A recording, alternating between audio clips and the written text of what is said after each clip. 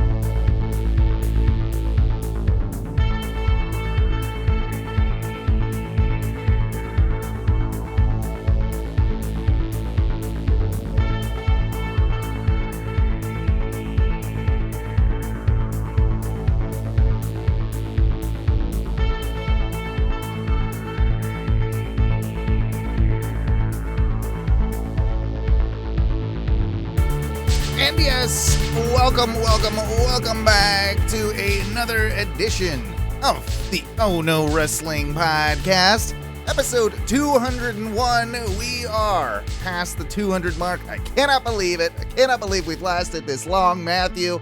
It's been going on quite a while now, huh? We've been doing this for a while, 201, and still having fun, baby. That's it. As you can hear, this is my good friend Matthew, the modern-day Maharaja with me. I, of course, am Owen, your sharp break kid, and back with us, once again, his third or fourth jaunt, I think fourth jaunt now on the Oh No Wrestling Podcast. Yeah. It is our good friend from, again, the Mile High City. His name is Double J Jansen. Thank you for joining us again, Jay.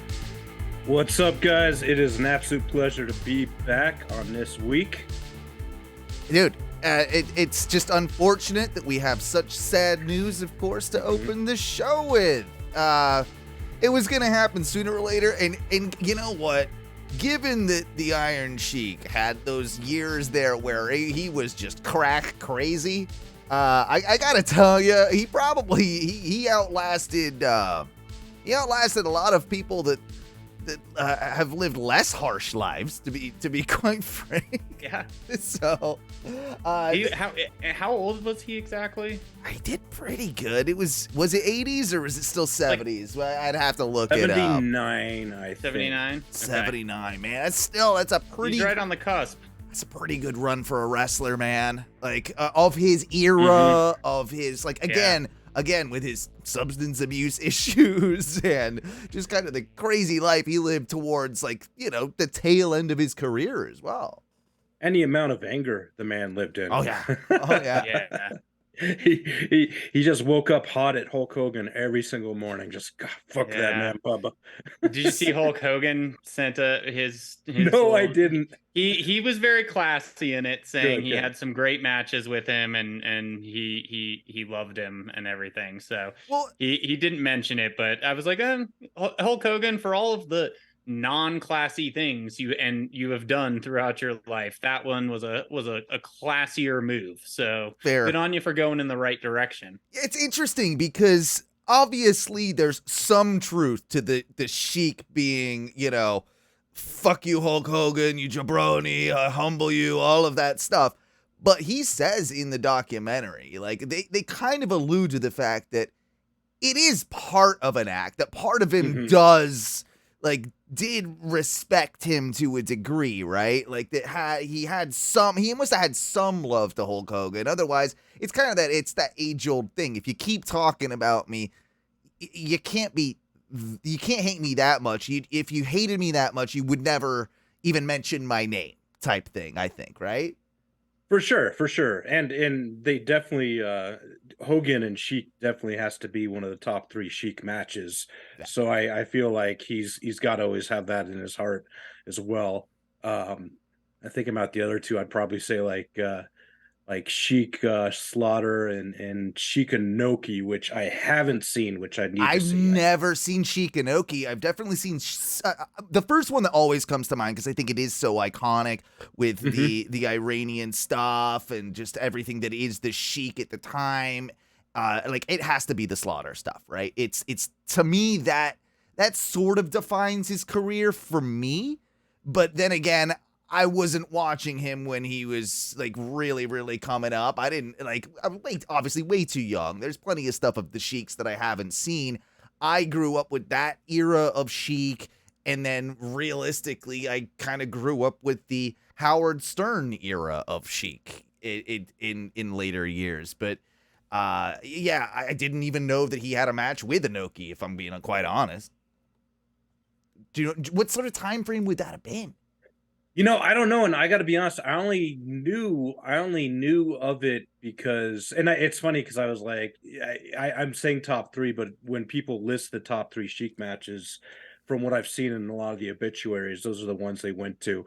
And so the Inoki one, I would have to say, would probably be late 70s, early 80s. That early, yeah, it had to have been there then, because I don't think Inoki. Well, and that's what I'm thinking. Did he maybe go over to Japan after his WWF run? And had something in like the late 80s, early 90s or something with Inoki, because that is he was wrestling. He was wrestling as Iron Sheik was wrestling as the Great Hussein then. Okay. When he had this match, so it looks like that would have been later, right? 12/17/79. So that was earlier. Earlier. That was before the Sheik was when he was Hussein, and then later. And Iron Sheik and Slaughter was. Boot camp match, 6/9/1984, and then him and Hogan was January 23rd, 1984. They put a lot of trust in him in those early days. Like the McMahons, wasn't really full Vince at that point. It was his father, but you got to understand. Like, I would think that for as crazy as he was, they must have seen just that. Like, you look at the old pictures of him, like. The shape that guy was in is just like an Olympic legitimate athlete. Like, I think I heard Meltzer even saying that he would have been close to legitimately being, like, maybe not a gold medalist in the Olympics, but certainly a bronze medalist or like top 5 amateur wrestlers in the world. Like, would have been a legitimate competitor had he not chosen to go the other route into professional wrestling. It sounds like, with his just athleticism, the guy, and from everything I've heard, just strong as an ox, like for even like, for a fairly big dude, but stronger than guys that were bigger than him. And I just, it has to be said, like he left a huge mark on the industry. He'll go down in history forever for not only the good but the bad. But we like to remember the good, and I think I don't think he was still smoking crack towards the end. I think he'd kind of put that behind him. And no, he was in the gimmick battle royal. 5 years ago? 6 years ago, and actually won it, if I remember correctly, because they didn't want him to take a bump over the top rope. So yeah. So I think he won it for that reason. But it also shows you the respect that he must have had in the industry to, garner that as well, right? Like, it's a different time, a different era of wrestler, but sort of the the archetype of the foreign menace heel. Like if there ever was one, it's kind of him. Him and Nikolai Volkov both are like the templates. Yes, absolutely. So, just wanted to say a couple quick words about him, give a sort of version of a 10-bell salute to him as we start the show. And yeah, Jay, I think I kind of want to bounce over to you because you had the pleasure of getting to go to, what was it, in Colorado Springs or something? Yeah, it was at the Broadmoor Arena in Colorado Springs. So yeah, you went to this, was it not this? No, it was this the last episode of Dynamite, correct? Yeah. Last Wednesday. Last Wednesday. Yeah. And it's funny because I live pretty much exactly in the middle of where they had Dynamite last time up in Broomfield and where they had it this time. So it's a long drive for me either way, about 55 minutes. Okay. But totally worth it. And it was a nice venue and the crowd was nice. People, respectable crowd. I love the AEW crowds are always seem to be like the same type of people. They seemed like they were pretty hot. I was crowd. About to I was say pretty the impressed same by that. thing, and it's tough to follow because the week before, I believe they were in California, where they tend to get the Bucks crowd. That's just spade a spade, right? Like those crowds are notoriously hot because they haven't exhausted that market yet either. So to have a crowd in Colorado kind of like keep that momentum and to keep that energy was actually really, really refreshing because there have been some pretty dead AEW crowds as of late.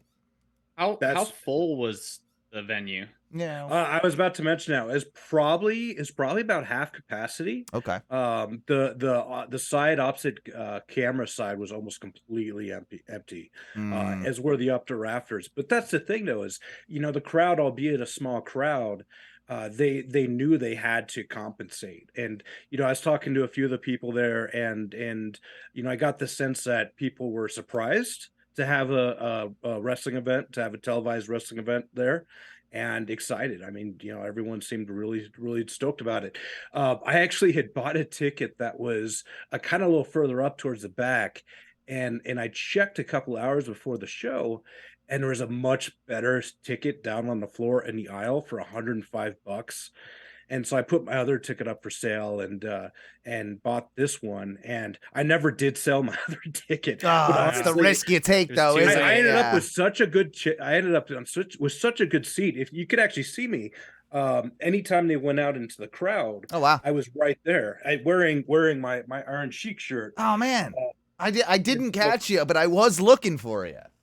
Yeah. When you were kind of right where, like, in that area where Blackpool comes in and then comes straight down to that corner. And when people go out to go up into those 100 sections, whether it's one way or the other, it's like the fork in the road there. I think you were right there. But I will say that is the chance you take. That last Dynamite, I got there a nice video. It looks like. Oh, you're right there. You got that full BCC entrance right by you there. Yeah. Dude, and Claudio is one of my favorite wrestlers, so I was so stoked to see him. And in addition, I got to see the Preston Vance bloodbath up close. Oh, okay, yeah, we'll talk about that in just a second because overall, like, this is what was your second Dynamite or third? Third. Yeah, your third AEW event, third Dynamite, right? Yep. Awesome. So, how does it rank among the other two? This would probably be one of my favorites. This would actually probably be. I'd put this at the top for a couple reasons. One is I ended up getting our Ring of Honor taping out of the beginning of it. Cool. When I walked right in, to probably the two women I would want to see tag together, and I wanted to see that night more than anyone. Maki Ito and Willow both tagging together, and it was beautiful. And I was like, dude, got here just barely in time. So it was great for that. And then of course we got the taping of We got the taping of Rampage at the end of the show, and then some really cool stuff with the Acclaimed once the cameras went off air. So they scissored a baby, which hey, you don't really ever want to say those words, but in the wresling context, you're good. You're good. And they put the little fingers apart. That's cute. They scissored the baby. It's sweet. And, that's awesome. Yeah. So, I mean, Maki Ito Willow, let's talk about that for a second.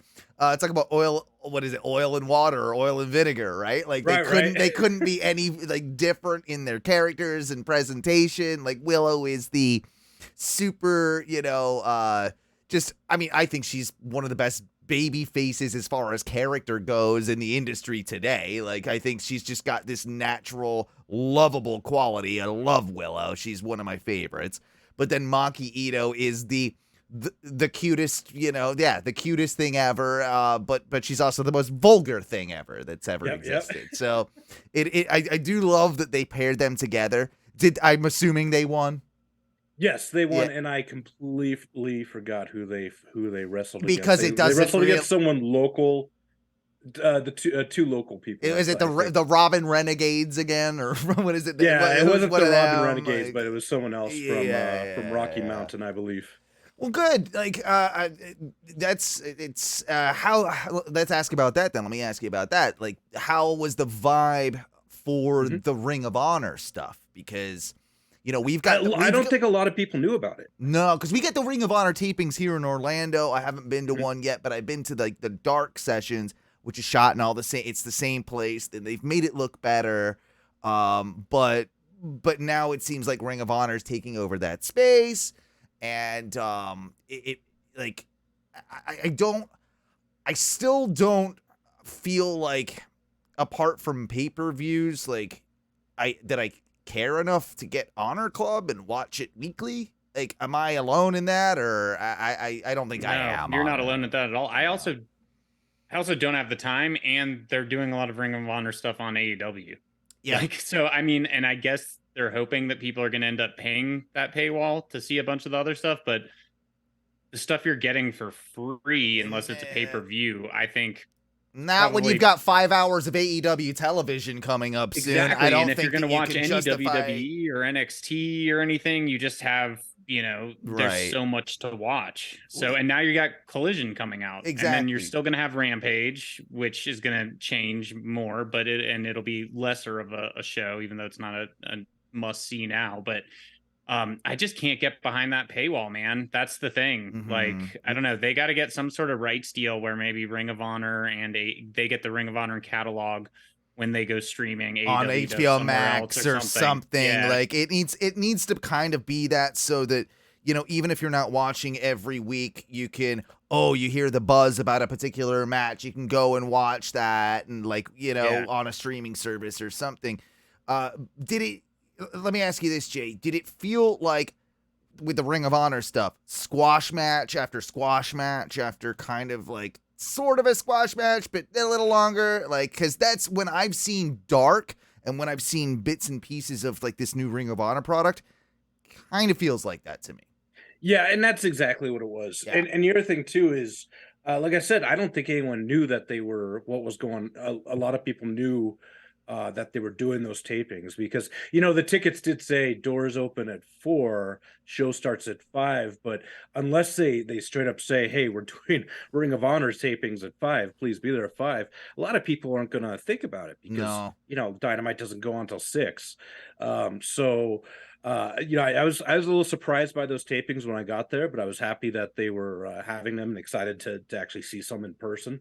Because that's one of the things on my bucket list, was to go to a Ring of Honor show, and now it's like, hey, nice. I guess I could technically say I've been to one. Guess you can, but I mean, I watched the show. We had some great moments, some great action on the show. Of course, you got we'll start with this. We'll start with, I would say, wasn't it Orange and Swerve to open the show?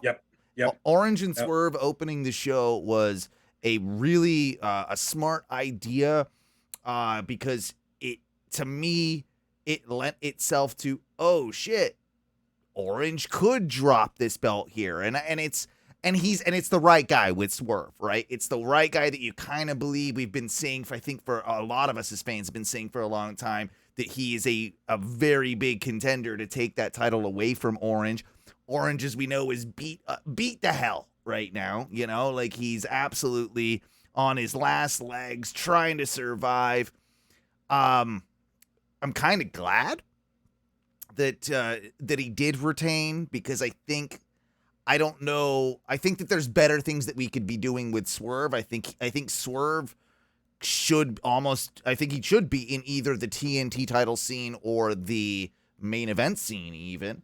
And it was just all overall, I think a fantastic match with another great finish. It leads me to ask the question though, and we keep asking this. Who is the guy for Orange at this point? Because if it's not Swerve, and Jay White's in another program, those were my main two. So what is it? I think it's your boy, Big Bill. Big Bill? Oh man, no, I'm just joking. I don't think. I really thought Swerve had it. I sent Jay a text when he was at that Dynamite, and I was like, Swerve's taking it tonight. Yeah.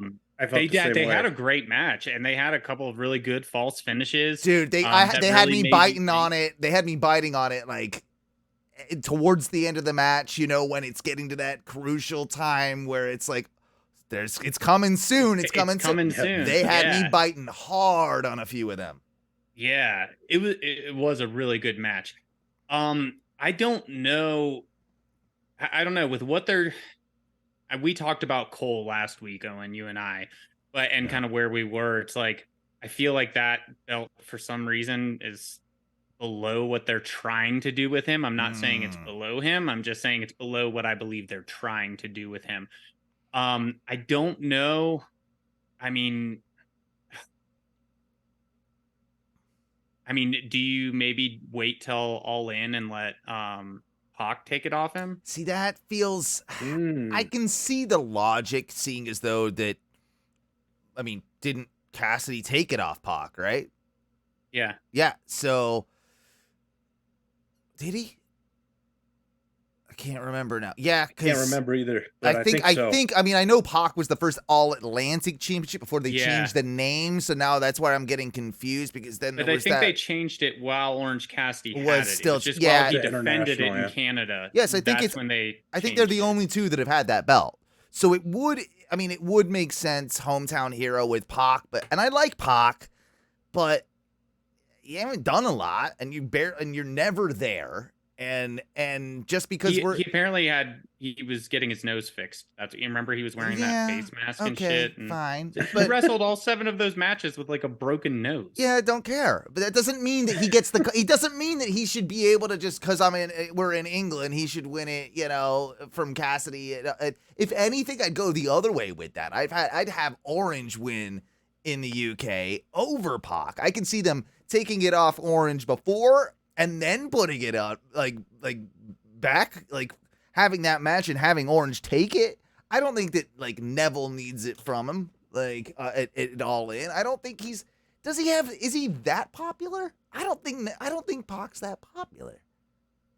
Well, and you kind of want Pac to win him off of 100% Orange Cassidy, which they're telling the story of Orange Cassidy that he's not wrestling at 100% and he's kind of skirting by the skin of his teeth on some of these wins. So I'd almost, if you were gonna put it on Pac in that type of fashion, I'd almost have Swerve end up taking it off of him, and then have Pac take it off Swerve. But I'd want Swerve not to be a transitional champion. That's the only problem with that logic. So it'd have to be with someone else.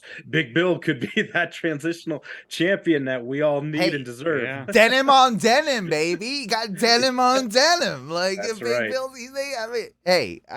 I'm a Big Bill guy, and I'm through and through with Big Bill, but the other I just don't know who you do it other than Pac. I don't either, and it's interesting that you brought up the Adam Cole thing, because obviously we had the confrontation between Adam Cole and MJF at the show you were at, which I'm mixed on some of that promo. I thought a lot of it was very good. I thought that they both had some decent lines, but I thought that I'm getting. We've said this for a while too. The constant like meta WWE digs are starting to be a little like, I don't know, desperate, needy for like placating to the fan. I feel like you don't need it. It's coming across less and less like it's actually clever and more just a grab of some description. So, but either way, I'm excited for the match. It's interesting they're doing it next week on Dynamite. It seems like it was gonna, like, to me that has pay-per-view match written all over it, but there must be a bigger plan. Well, that's just a title eliminator match. So, that's right. The next belts. week and still not win the belt. Very well. Okay, so that's a good point because that just gives him the right to fight for the championship, I think. Yeah, I think you're probably right. Yeah, that's it. And maybe is that what they're doing for Forbidden Door with Cole and MJF? Like, I don't know who you'd put either of them with. I don't know either. Either. There's not people who aren't paired up. And you can't. That's probably where you go, yeah. And you can't do Cole and Cassidy because they're trying to build Cole as a face. Like, they've spent so much time and effort really turning him like into a full face that to do Cole and Cassidy doesn't make any sense. Although to me, it feels like the right level of belt for Cole right now. I don't think that Cole is ready to be the AEW champion currently on this run. And the one line that absolutely resonated with me from MJF, and I don't know exactly how he said it, but it was something along the lines of how he made a dig at how skinny he looks and he doesn't look like a world champion. And quite frankly, yeah, I agree with MJF on this wholeheartedly. He doesn't look like the face of a company right now. Cole's never been a big guy, but he's been bigger than this and in a lot better shape than this. Like we've said since he came back, there's something missing with Cole, and it's still there for me. It's still there. Well, in my opinion, he's not the baby face of the company. I think he can have a convincing title run as a chicken shit heel because that's what Cole does best is chicken shit heel. Yes. So I look forward to that title run. But I think if you put the title on him now, he's not going to be a popular champion. But with that being said, I did think that that it might have just been the joy of being there, but I really felt that was one of his better promos since he's been in the company. The crowd seemed pretty behind him, and the local crowd was biting on all the insider WWE stuff. But that's kind of television 101. If the crowd on TV, the audience on TV, if they go for it, then you're hoping that people at home go for it too. So that's kind of when they light up like the applause and stuff it's studio tapings. So but for the most part, I don't think Cole's gonna win. I don't know who you put MJF after this, but I really I don't think it's the right time either. It isn't. It is. I definitely don't think it's the right time. MJF's been so good, and honestly, I don't think he's losing it this year at all. So it's unless they're desperate to throw it back on Punk, that would be literally the only person that I can conceivably see them doing it with, and I think that would be such a mistake at this point in time with everything that's happened. That please don't do that. Like that's just not. We tried it twice and it didn't work. That's just kind of not. Think of the heat. Yes, I know. Yeah. Something though. Like seriously, if Punk and FTR go heel, right on this show on Saturday, yeah, is that this coming Saturday? Is that right? No. Yeah, it is. Already. Yes, it is. Yes, Collision, FTR, and Punk against Samoa Joe and Bullet Club Gold, which is probably why they're doing such a banger of a Dynamite. DC, I think they always try to because that's where the first Dynamite was ever. I think it was in DC. Yep. So the poster that was posted in the group. That poster looks badass. Yeah, the old school poster. Stacked fucking card. And I think that is like draw everyone in and then continue. Get them to watch Collision on Saturday, which, man, the ticket sales for not necessarily, of course, this opening one of United Center, but following this, they are looking bleak.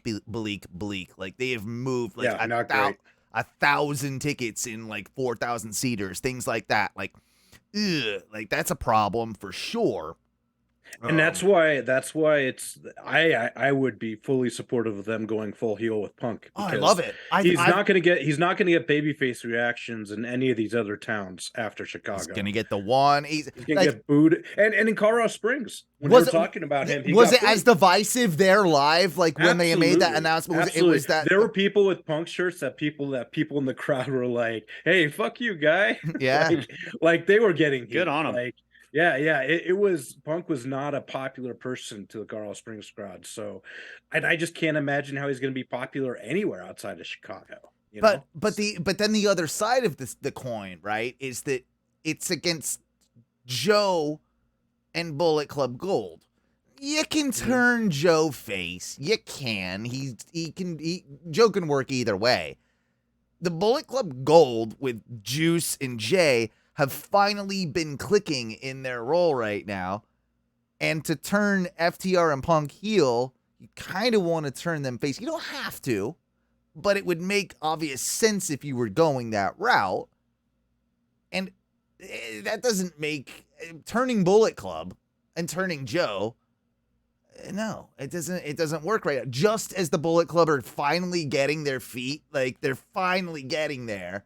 I feel like I've seen a lot of support online. I've been feeling it like just, oh shit, I think I get this act now. I think I see what they're going. I feel like honestly, this is just going to turn. I mean, are we going to have a goddamn like FTR and Punk and Bullet Club shirts? I mean, no, don't know. I do not think so. I think, and this is going off of, so did you guys read Tony Khan got pushed on this on a podcast, and he kind of mentioned, he was asked about Punk's reaction, the reaction he got. And I think maybe I haven't heard this. Maybe I'm reading into it and I'm thinking too much that like, yeah, they're just going to let whatever naturally kind of is happening. I don't think they're going to like push it, but like they kind of have a plan, but I think they know he's going to be hot. And then maybe I think maybe he's smart enough to say, I'm going to be a fucking heel. There's no way this dude's a fucking babyface. Right.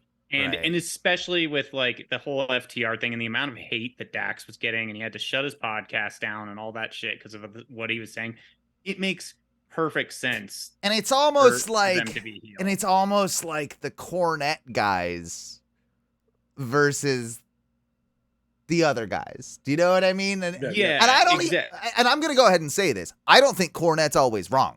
I think Cornette has a lot of like legitimately decent like takes on wrestling.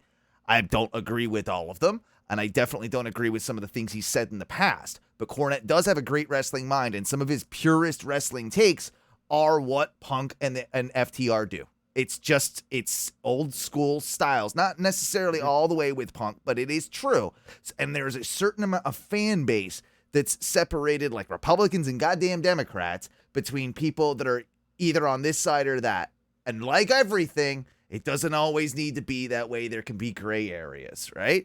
So I think they're playing into that. I think they're playing into the, oh, look at all the flippy floppy, AEW style wrestlers, and then look at no flips, just fists over here with FTR. I think there is something to be said that Collision is almost being designed by the people that they've put on those posters as being more of a traditional wrestling show and less of the wrestling buffet that we've gotten from Dynamite. Yeah. Miro. Yeah. Andrade, the way he works his current style. FTR. Punk. Jericho. MJF.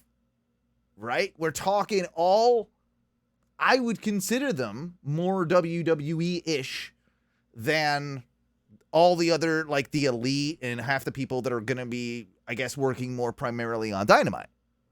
Yeah. So I wonder if that's playing into this sort of game. I do think that there's a greater idea behind this.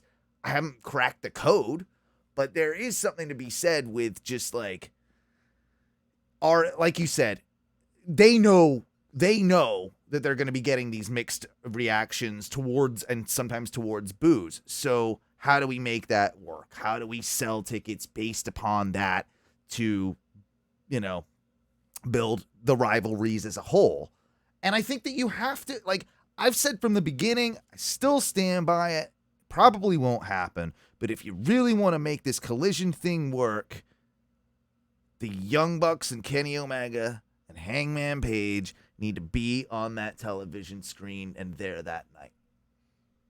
That's my personal opinion. It would make me feel a lot better about the product going forward, because it's a subtle way of saying, hey, maybe we're not going to work programs together, but we can be in the same building. And that's a huge step in the right direction. Just saying. That's me. Which is why I still think maybe I mean, I don't know how you would do it since they're facing Bullet Club Gold in that match, but like a turn where, they unify with FTR and Punk, and then all of a sudden you have this huge Bullet Club faction versus the Elite, the 4-man Elite. That could be an interesting story to tell. But I don't know. You were saying there's not much gray area. I think your gray area is Danhausen. That's the gray area between those two factions. Yeah. Yeah. That might be right. Yeah.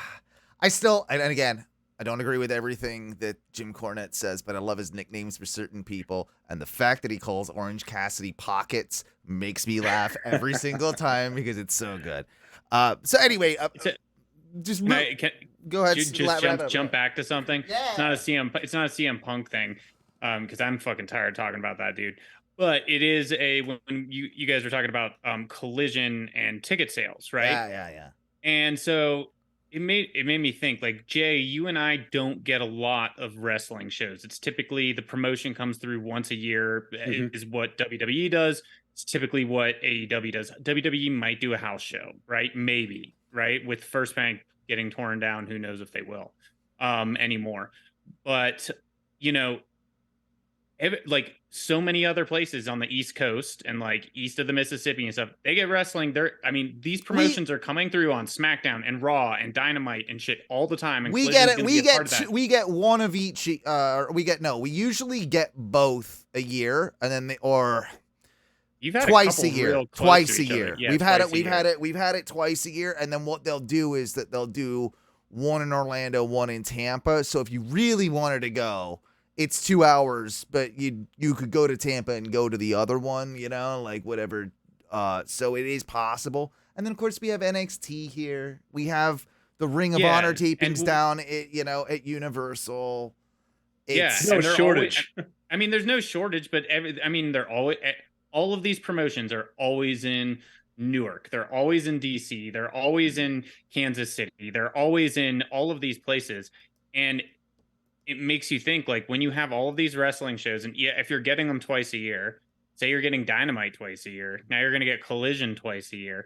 Like, do fans have that much money with how expensive some of these tickets are if you don't get them right now with the way buying tickets is, with like bots and shit like that, to be able to go? And do you think that has a reflection on maybe what we're seeing with tickets? There's just, I don't know. Well, I know how you fix it. Like fucking 8 wrestling shows a year. I know how you fix it, and it's with the hottest thing on AEW television right now, the hottest feud. I know how you fix it. You sell these tickets.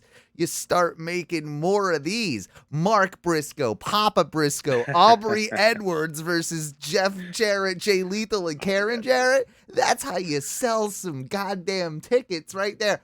And everybody's going to be laughing at that, but that is going to be awesome. Okay? That is actually, as much as people hate Aubrey, they're going to want to see it. Like, some people love Aubrey, some people hate Aubrey. It's the same. Again, it's this internet wrestling community discourse, right? Some people just have to be one side or the other. Is she over dramatic with her facial expressions? Yes. Is it part of the gig for her? Yes. And it works. Yes. Like, it's not for everyone, but she's made it great. And she's, I'm fine with all of that stuff. but the fact of like Jeff Jarrett doing what he's like been doing since he, came to AEW, and then this just throwing in the Mark Briscoe elements, with all of it. Yeah. I think it's genius. I think it's actually going to move the needle, and this will not be the last time you see Aubrey Edwards in a wrestling ring if they're doing that, I think. Yeah, she's probably been training for a while. Mm-hmm. Yeah, for sure. And I was gonna say there are so many other women I feel like they could have, and I honestly can't say who right now at the top of my head, but there's so many other women I'd rather see there rather than Karen Jarrett, and not like you necessarily need someone who's completely like legitimate to face Aubrey, but I'm just like, Karen Jarrett. But who knows? I mean, they keep trying to do everything they can to make me not like this story, and I just keep liking it. So I don't know. So obviously Mark is going to be paired up with Jay most of the match. Now, the logical thing is, of course, to pair Karen and Aubrey, but that's not what you do. You pair Aubrey with Jeff and have Karen with Papa Briscoe. That's what you do. It's true. A callback to like the China Jeff Jarrett days. There you go. Yeah, exactly. Yeah. She could do a good housekeeping match. Oh, that's what they're gonna end up doing. Good housekeeping, refereeing. Good refereeing match. They're gonna do something. They're gonna do something like that down the road. You called it. That's exactly what they're gonna do. But I thought it was hilarious that got set up. Of course, we got BCC versus the Hung Bucks. So there you go. There, like that'll be good. That'll be good. I don't know how much longer I want them to keep going with the BCC and the Hung Bucks, though. Yeah, it's staying a little long right now. It's definitely a little long. Thought honestly, shouldn't it have just ended Anarchy in the Arena? Like it didn't end. I thought that ended there. Yeah, it was kind of tidy too. It wasn't. There was enough to make it tidy in wrestling. They just gotta be taking it to War Games, is my thought. Is maybe that's where you end it, because that's kind of that's where they've been ending it, I guess. I don't even know if I need that though. I'll say that I think Claudio was ready for a real big singles push. Like I think he's looked better in AEW. Like he's looking just jacked. Like the way he's always done it, but the way he's just like fucking uppercutting people out of the air, like left and right, like, and with the brutality he's doing it. He's still ROH champion too, isn't he? Yeah. So you could do like a belt collector thing with that guy eventually. I think you can do a lot with him. I think that I think the audience has always been behind him, and I think that they can pull the trigger on him, and they should before he gets too old. I think like that's probably. How old is he? Late 30s. I think he might be real close to 40, if not 40. Like he's up there. Yeah, he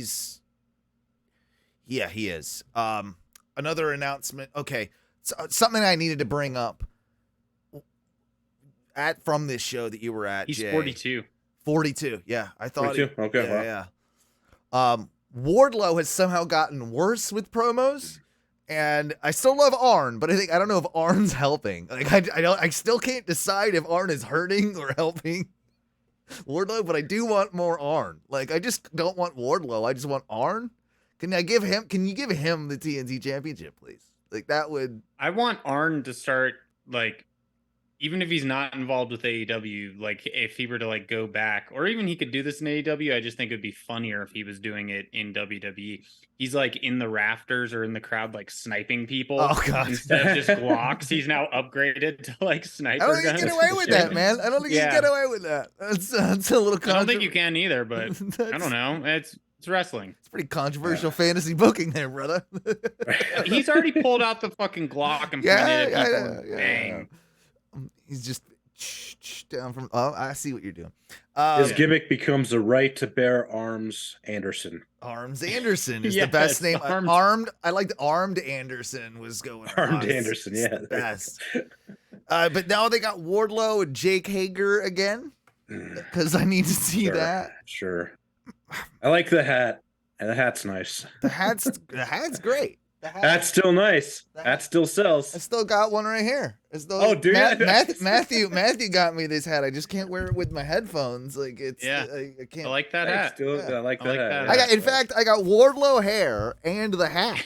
Like double gimmick. Double gimmick right Double now. gimmick. You're gonna be so torn when they have their match. It's gonna tear me to pieces. But they did, remember, they had that feud and it culminated in that like fight pit type deal. They did like an octagon. They did like an MMA thing. That was such a bad match. And it wasn't good. That was not good. So I don't have super high hopes for this. If I'm You just have honest. to keep having big people go against Wardlow. See, that's for that title. That's the thing. So maybe this is where Bill comes back in eventually. Fuck yeah. I'd put that belt on Big Bill any day right now than Wardlow. Wardlow, you suck right now. And I loved you when you had that. He's had it too many times. You had the sweet, like he should have never cut the hair. Keep saying it. But he should have kept wearing more white gear with the trim. He looked fucking perfect in that. There was something happening. Then they lost this Powerbomb Symphony. Like, they lost all of what made Wardlow. And he can be a face, but now I think you have to turn this guy back heel to get him back face properly. Or you have to give him a kayfabe injury and send him off for 6 months, which I honestly think would be the best thing. Because I mean, there's a lot of people out there who, I mean, and that's why we're doing Collision, right? You know, to give those people a chance. Exactly. But I mean, you think about how long Miro's been out, and you know, a couple of these other guys, and it's like Wardlow could use the break. He's been going pretty consistently for a long time. And to talk about a guy that could step into those shoes, yes, as a belt collector, fucking Claudio. Like, that would honestly be great. That would be perfect. Like, Claudio takes it off of Cassidy, then goes for the TNT championship. Ooh, shit. That's just to be a jerk. He goes for the TBS championship. And destroys I love it. I love it. So Jay, let me ask you this, because I asked Owen this. It came up, I don't know, a podcast or two ago. What do you think they're going to do for announcers on Collision? It's still up in the air, isn't it? Yeah. I mean, I just really hope it's not Paul White. Yeah. My dream team would be that they would get Morrow and Nigel to work together for those shows, but I don't know if that's realistic. I don't think they're gonna pull Ronaldo in, man. Yeah, I mean, he doesn't do great on road situations, but if that would be my dream team, I think we're probably going to get overstacked on ROH. Yeah, we're going to get. I think we're going to get JR, Excalibur, and Shivani for at least the first couple of weeks. But who knows? You think Excalibur will probably do double duty for a while? I think I'll feel so bad for that guy on Dynamite, because he'll be announcing like the upcoming stuff for Rampage and Collision now. The guy talks for like 2 minutes straight, just doing like, next week. I know. How much like the Micro Machines guy. Through? Yeah, that's tough. It's tough. And then again, he's also the only guy that's really calling the actual moves of any match. So, you know, like you gotta do that. So it must be very taxing on him. What I say that they have to do is they do probably have to move one of the guys up from the Ring of Honor commentary booth. You got Caprice Coleman, Ian Riccaboni, and now Nigel McGuinness. I think you can literally pull any one of those three up, and I think the logical one is Ian Riccaboni. I think you actually pull him up and put him in the Excalibur spot. I think that that's probably what you do, and give him a shot, but also have like you'd have to have a JR or a Shivani next to him, even a Taz. Like, someone's gonna have to do double duty here for a little bit until they get the full lineup, but you've got to introduce the audience to Riccaboni because I think he's gonna work. He's gonna work better than like what's the one on Raw or SmackDown. Kevin Patrick. Yeah. Yeah. Mm-hmm. Nah, he's not been a success. Yeah, he hasn't. He's Raw. Yeah. But yeah, it is a tough thing. So dude, you got to tell me how bad Preston Vance's gusher was from that match. That looked, because it looked brutal on TV, and I can only imagine being that close how bad it looked. So he bled all over the place, and it was all down the aisle, like beside us, to the point where we just lost Brother Matthew, to the point where people were walking around it, like it was hot lava when they get up to go to the bathroom.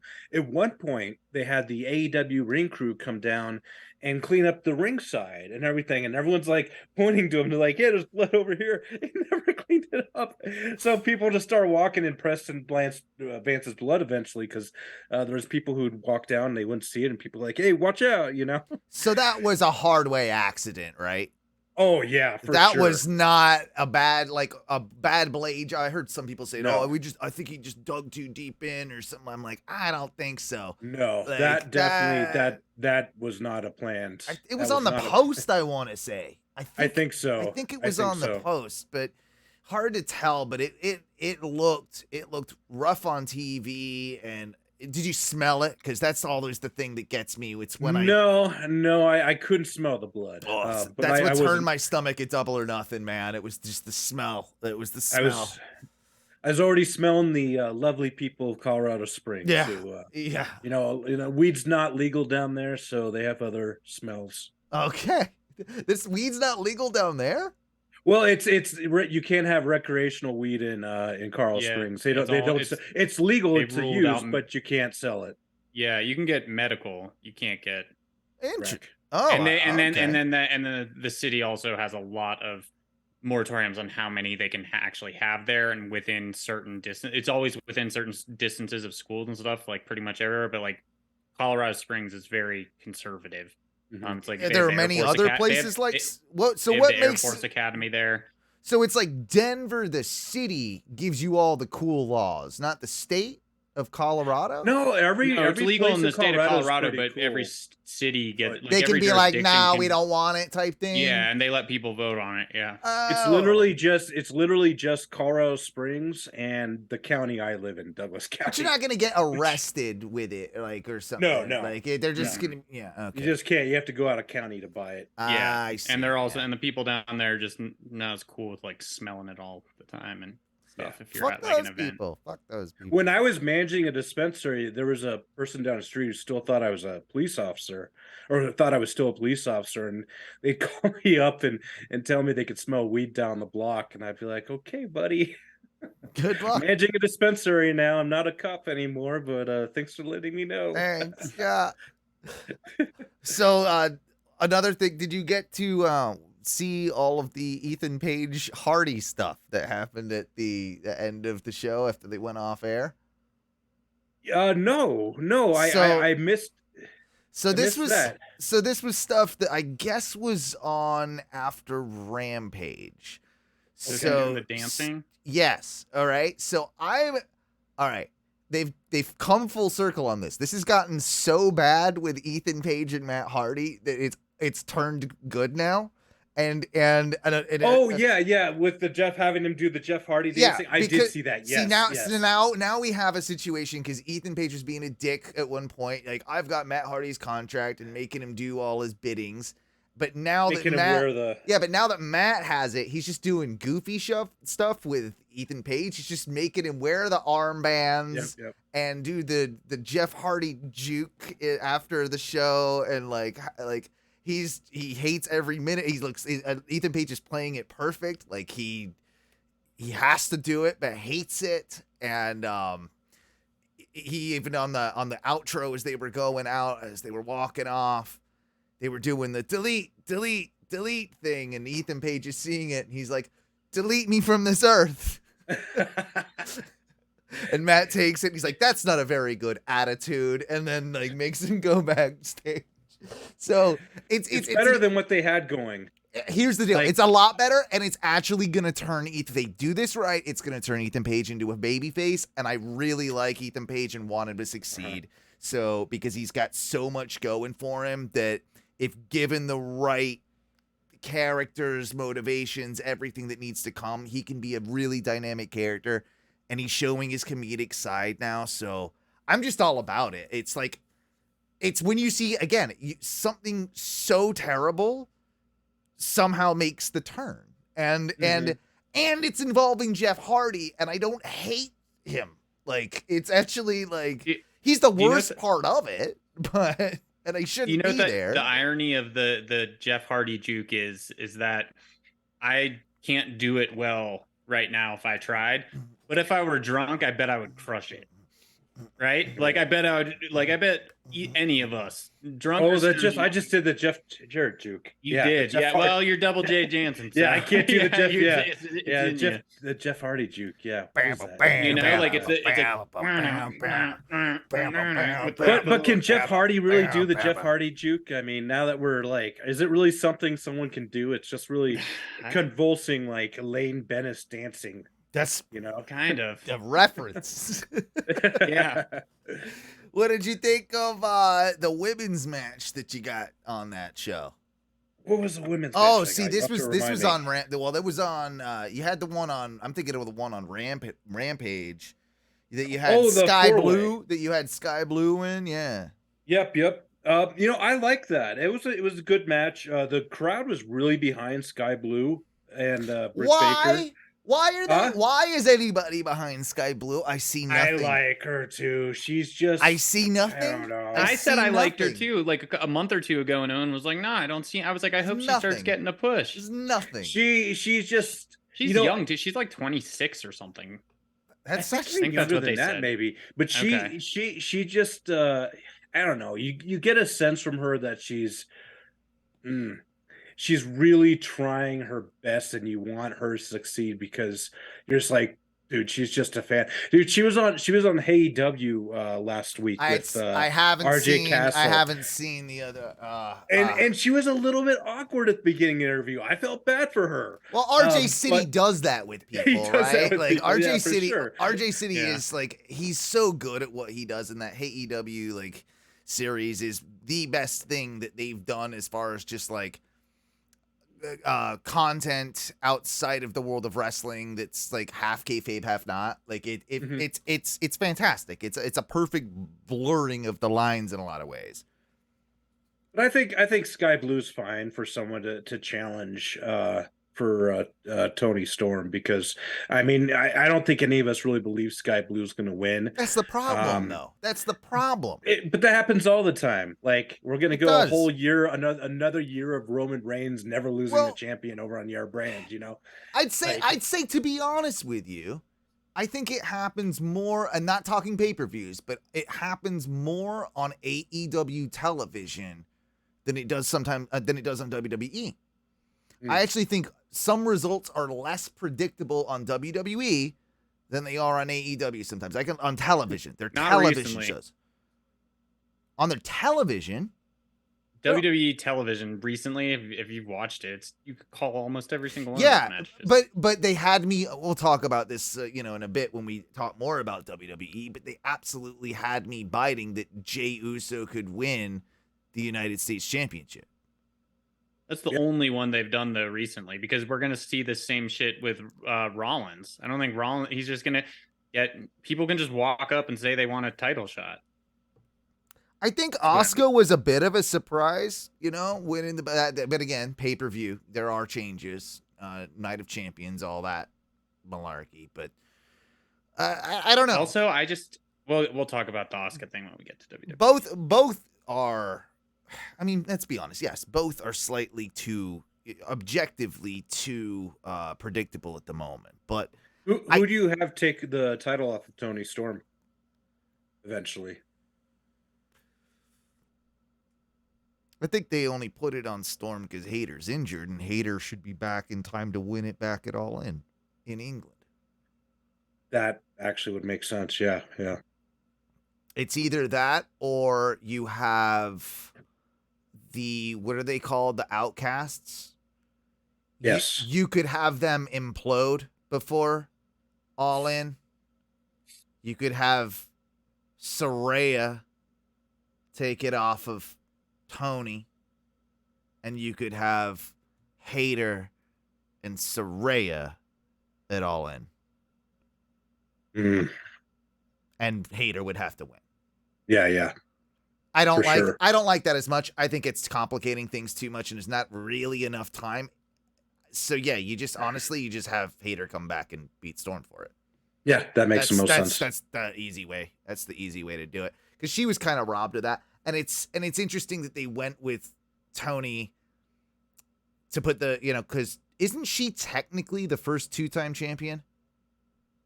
Yes. I think she is. Yes. I think she is. But I think so. But she did such a good job in the weirdness that was all of the Thunder Rosa and her last run. She really held like that division together, like single-handedly as a babyface. And she is not a good babyface. She is doing incredibly. It's so much better now, even with the dead weight that is the goddamn Outcasts. She's doing so much better, I think, with this title run and her character and everything surrounding it than her last run. She's just gonna have to have the matches now, but she's gonna be a way better heel. And then so when Jamie Hayter eventually beats her, it'll be this massive pop. It'll be kind of like what they're doing with Statlander right now, isn't it? Like that huge, like they had to do it at some point. Statlander was the right choice. I think it's also just a bit of a gamble as well that's not blow another knee or something now. Like that's like her first real match back was okay. But she had to adjust for something, and I think a lot of people have seen this where she adjusted her finisher into a more straightforward tombstone pile driver than her usual finish is. And I think it was a last minute, oh shit, I don't have you right, I don't want to kill you. So like, call it ring rust, call it what I don't know. Maybe I'm reading too much of it into it, but I worry about that with her. And it's like, obviously we're going to go the route with Taya Valkyrie next. Like they've already kind of foreshadowed that Taya Valkyrie really, she's the one that wore down Jay's. She does technically kind of deserve a fucking title shot from Chris Statlander. So you got to have her, go through Taya Valkyrie next, but what are they going to be doing in that scene? She needs a somewhat decent run, but I don't see it as long as Jade's. They're not going to do another big, long run like that. Wrestling in general kind of needs belts to change hands every once in a while. And that's how you build some stars too. I mean, you can't build the stars for tomorrow unless you have them getting hot in title chases and in title runs too. And I think I would personally would have liked to see Statlander and Cargill one more match to kind of get this whole like, Statlander didn't beat her at 100% type of thing, to put that narrative past us. Maybe that's how they bring Jade back. Yeah, could be. But then you can't bury her on arrival, can you? You'd have to kind of have her win. Yep. So and so that's the thing. So I'd rather see like her versus Cargill one more time around, have her beat Cargill when she's at 100%, and then let's go Valkyrie, and then I could see Valkyrie maybe taking it off of her or whoever follows that. But I also wouldn't want Ty Valkyrie to be the next person she fights, because I think that's what they're going with. I think that's I know. That's the next big feud, and I don't think Valkyrie strong. Well, I don't. Yeah, and again, like Valkyrie's gonna eat this one, and she's gonna kind of look. She's gonna look weak because there's no. I don't agree with it, but I think that's exactly what they're gonna be doing. Yeah, that is what they're doing. Yeah. And I wish they weren't, if they were going to do that, they'd wait a bit, build tie up maybe a little bit more, because it's what she's had two big. This will be her second program and she'll probably be coming out of it with the loss again. Yeah. So Yeah. It sucks because it seems like she's always 2 steps forward, 3 steps back in her whole career. Like, and she's worth a damn too. She's really totally good. She's definitely she's got the look. Yep. She's got it all. She's a good great in the wrestler, ring. and she's good promo. Yep. She's got it all. She's got it all. So yeah.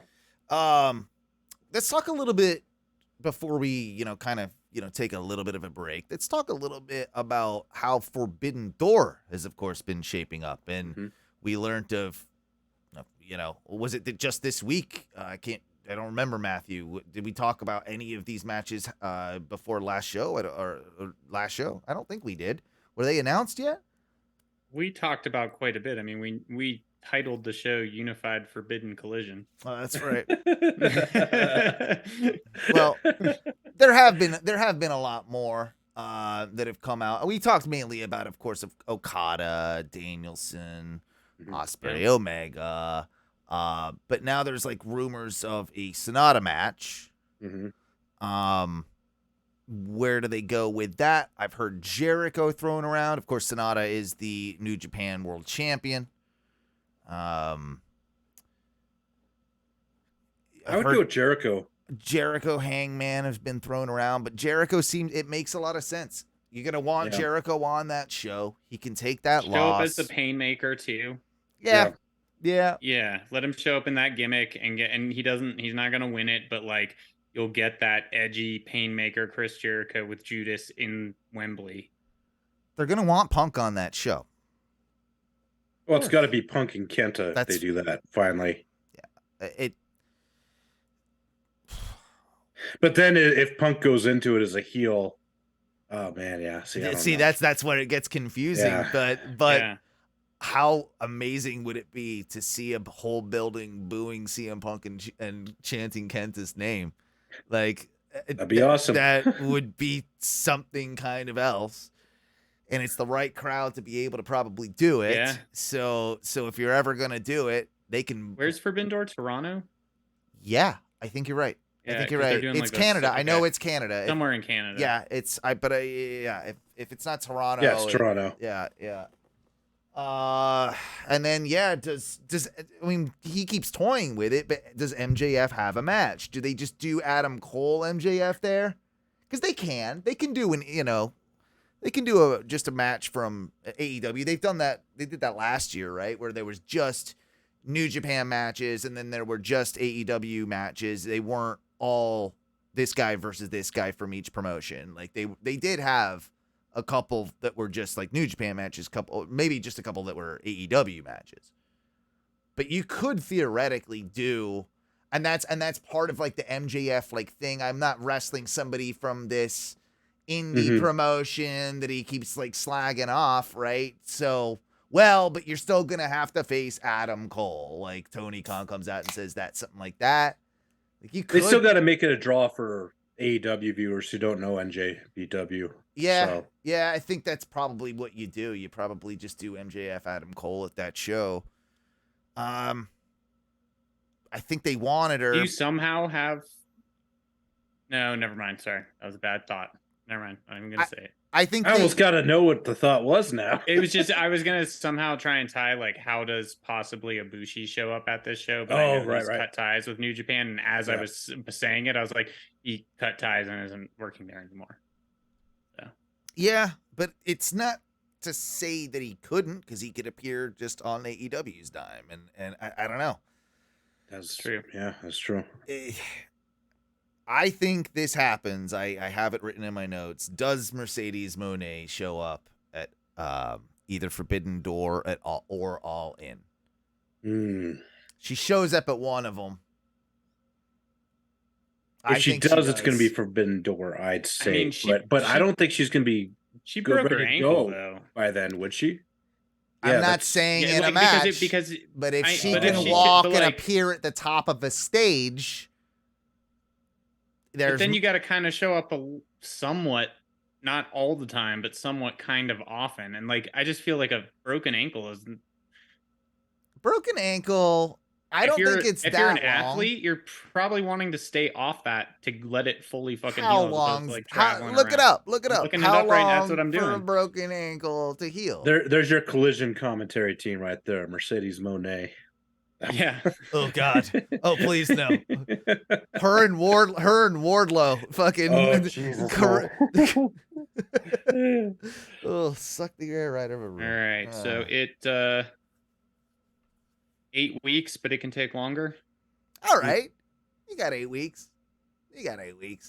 To normally walk, it says you could start putting a little weight on it, possibly around 6. Normally walk 10 to 12 weeks. So Forbidden Door, long shot. All in though. She's got 90 days. Maybe. I mean, Yeah, I mean it's possible. She eventually ends up at AEW for a couple of matches, right? I mean, they were talking about it, and Tony Khan has said that they definitely had some conversations. He's confirmed that. Yeah. Another person that it seems to have been confirmed to have been in talks, or at least a lot of rumors going around. I think because Billy Gunn believed that he had heard that there was interest by AEW talking to this person, but one Sean Waltman, X-Pac, has been kind of confirmed to have been contacted by AEW. And I think that's interesting because I thought he was on a Legends deal, right? Like I thought, but he might not be because he did that stuff in GCW last year. Tony's really running out of running out of like figures to find. He's got all like the big ones now. Like he can't really get anyone. So he's like, I want to Sean Waltman. Maybe? Hey, now I don't know. Disco Inferno. I would what's his name? He's one of the last ones that I'm actually like somewhat excited about because he did do that stuff in GCW. He does still want to wrestle. He's like Sean's like the most with it of all of DX now. Like really, like him and Billy. I know. I'm at this point when you're trying to do a new like you're done this like stop bringing old fucking wrestlers in. Like all right. Well, I gotta that's think. Just me. That's my opinion. I like Sean Waltman. I appreciate where you're coming from. I just as a fan, I'm just tired of all the old wrestlers coming in. Yes, I love them, but like I feel like it does take away a little bit sometimes. It does. And there's too many of them too. I don't mind the Sting approach to it though. The Sting Darby Allin. The Sting approach was probably the most well done. And as long as they follow that template, I'm okay. Although X-Pac is far from being Sting, so you definitely still probably go in the ring from that GCW match, but he doesn't have the same mystery and allure that Sting still does. Well, I know I already know what they're gonna do with this. I already know. I see what they're doing. I do like Jeff Jarrett though, but I don't like Karen Jarrett being back. And Vince Russo's just following that breadcrumb behind. He's catching up. I'm sure we're gonna fucking somewhere. He's gonna start pitching ideas. Dude, if Scott Steiner shows up somewhere and see, this is where. See what I'm saying? This is where we're going. God damn it! No, here's what they're gonna do with the whole X-Pac, Sean Waltman, and then Billy Gunn thing. Right now, the Acclaimed are really on the cusp, I think, of turning on Daddy Ass. I think they're going to turn on Daddy Ass, and I think he's going to need a friend, and he's going to get a friend in one X-Pac Sean Waltman from DX, and you're going to have an Acclaimed versus God damn it, I don't hate that. I don't hate that either. God damn it, I love that booking. All right.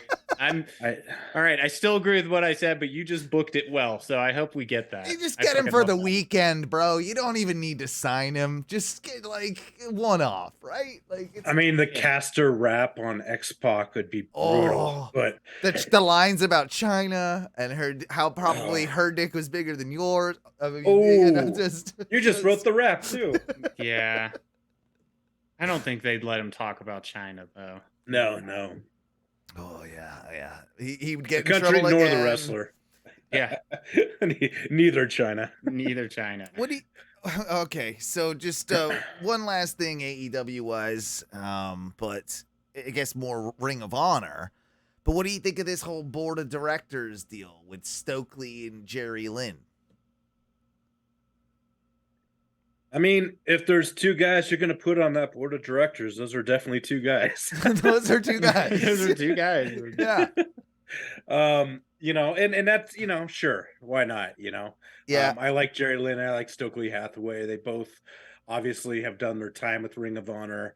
And both, I mean, would probably like serve it well behind the scenes as well. What's great about it is that instead of Tony Khan actually being like, okay, I'm going to take my hands off the product, right? And I'm going to let somebody else take care of Ring of Honor, book it. No, but he's like, instead, I'm just going to create more work for myself. And I'm going to create 2 kayfabe board of directors that I'm going to put as my, you know, so they'll just be like me on screen, but I'll still have to do all the work and the booking, but they're just going to have to do the bidding. Like, that's what he's done. Or are they only going to be kayfabe? Are they not going to be behind the scenes at all? I kind of thought they might be actually doing stuff. Everything is on screen only from everything that I've read. Oh, no kidding. Okay, I missed that. Yeah. Jerry Lynn is agenting matches, right? We know that, and he's doing that in AEW. I'm sure he's doing that in Ring of Honor. So, of course, he has a lot of say behind the scenes already. But as far as, like, making decisions, I don't believe that him or Stokely have any more influence yesterday or whenever this announcement was than they did in the past, right? They are characters on screen. They are just being put in this Ring of Honor board of directors role. This is like Santino Morello and Impact Wrestling or something. Yeah, so it's just a board of 2 directors. Sure, that happens, I guess. That's the thing. There's sometimes 2 of them. Yeah, it can't be 50-50 then. I know, right?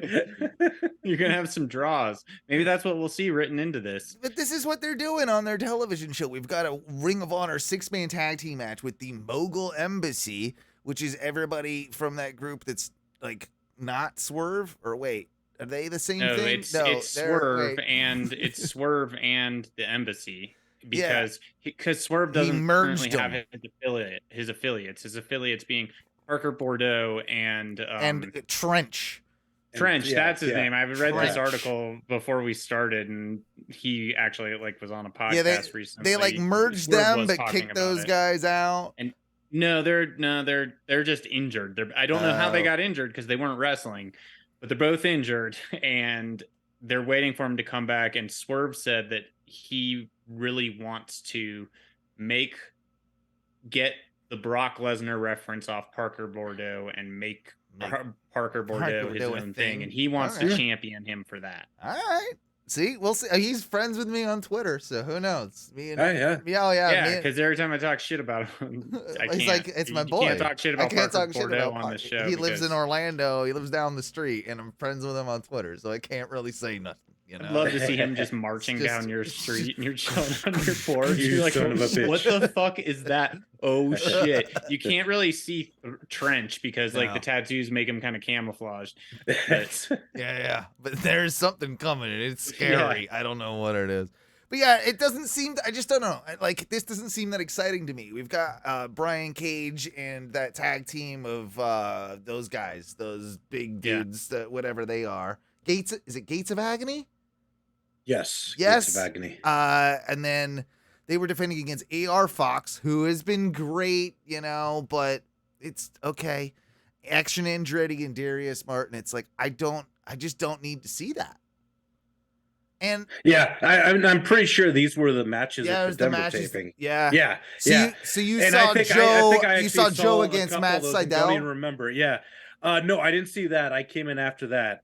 Like I said, I came in right when Maki Ito and Willow were coming to the ring, which would probably be about 20 minutes before the show ended. Yeah, so. Samoa Joe.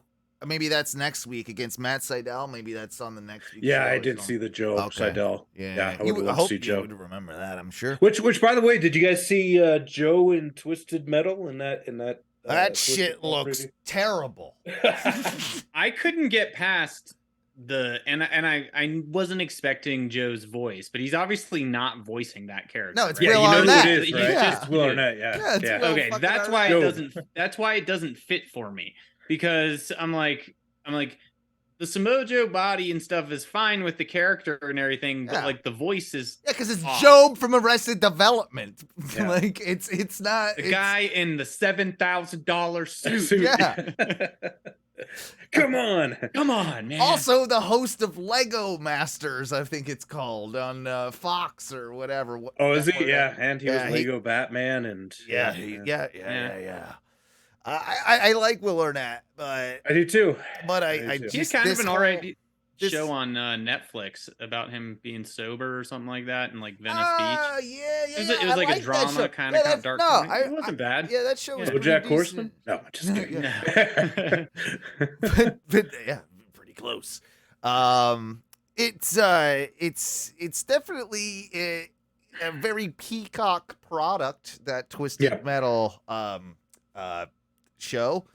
It does not look good to me. I love those video games. I was kind of hoping it was darker. It looks like it is kind of gonna try and I don't know. It looks like a Fast and the Furious movie. That's I'm gonna eat it up then. You're gonna love it, Yeah. Jay. I mean, I know that's I don't think it's going to be ridiculous enough. I gotta say this. That's true. That's true. The Jay- bar is so high. Jay, you're famous for your Fast and the Furious reviews as you've been going through the series. I've got to say, you've not been putting the quality effort lately into this last couple. It must. Oh, dude, at 9, I was so ready to tap out because 9 was so rough. As much as I love John Cena. Over about 2.5 weeks, I'd say. That's I think a lot of Fast and Furious, man. Yeah, 2.5, 3 weeks. But I had a blast at Fast X. It's the I one. loved that. Yeah. It was so dumb and so stupid. It was just like, this is perfect. This is perfect. So now I'm trying to figure out which franchise I'm going to do next. It's either going to be the Mission Impossible movies or the Hunger Games, which I'm sorry, I have not seen. What? I haven't That's. seen the Hunger Games. I haven't seen the Hunger Games. I haven't seen those. What? No, dude. No. Come on, dude.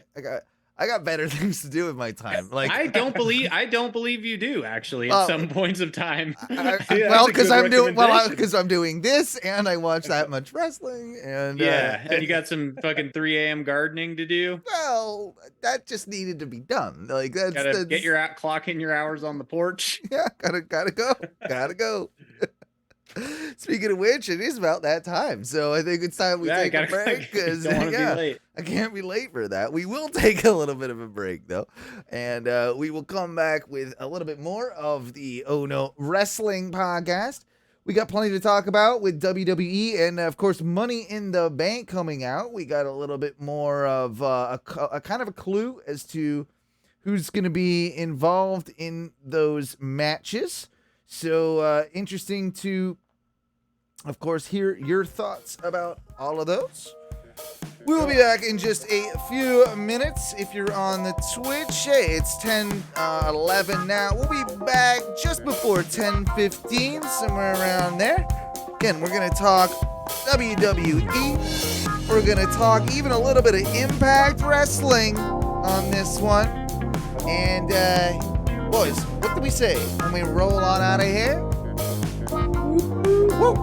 Woo!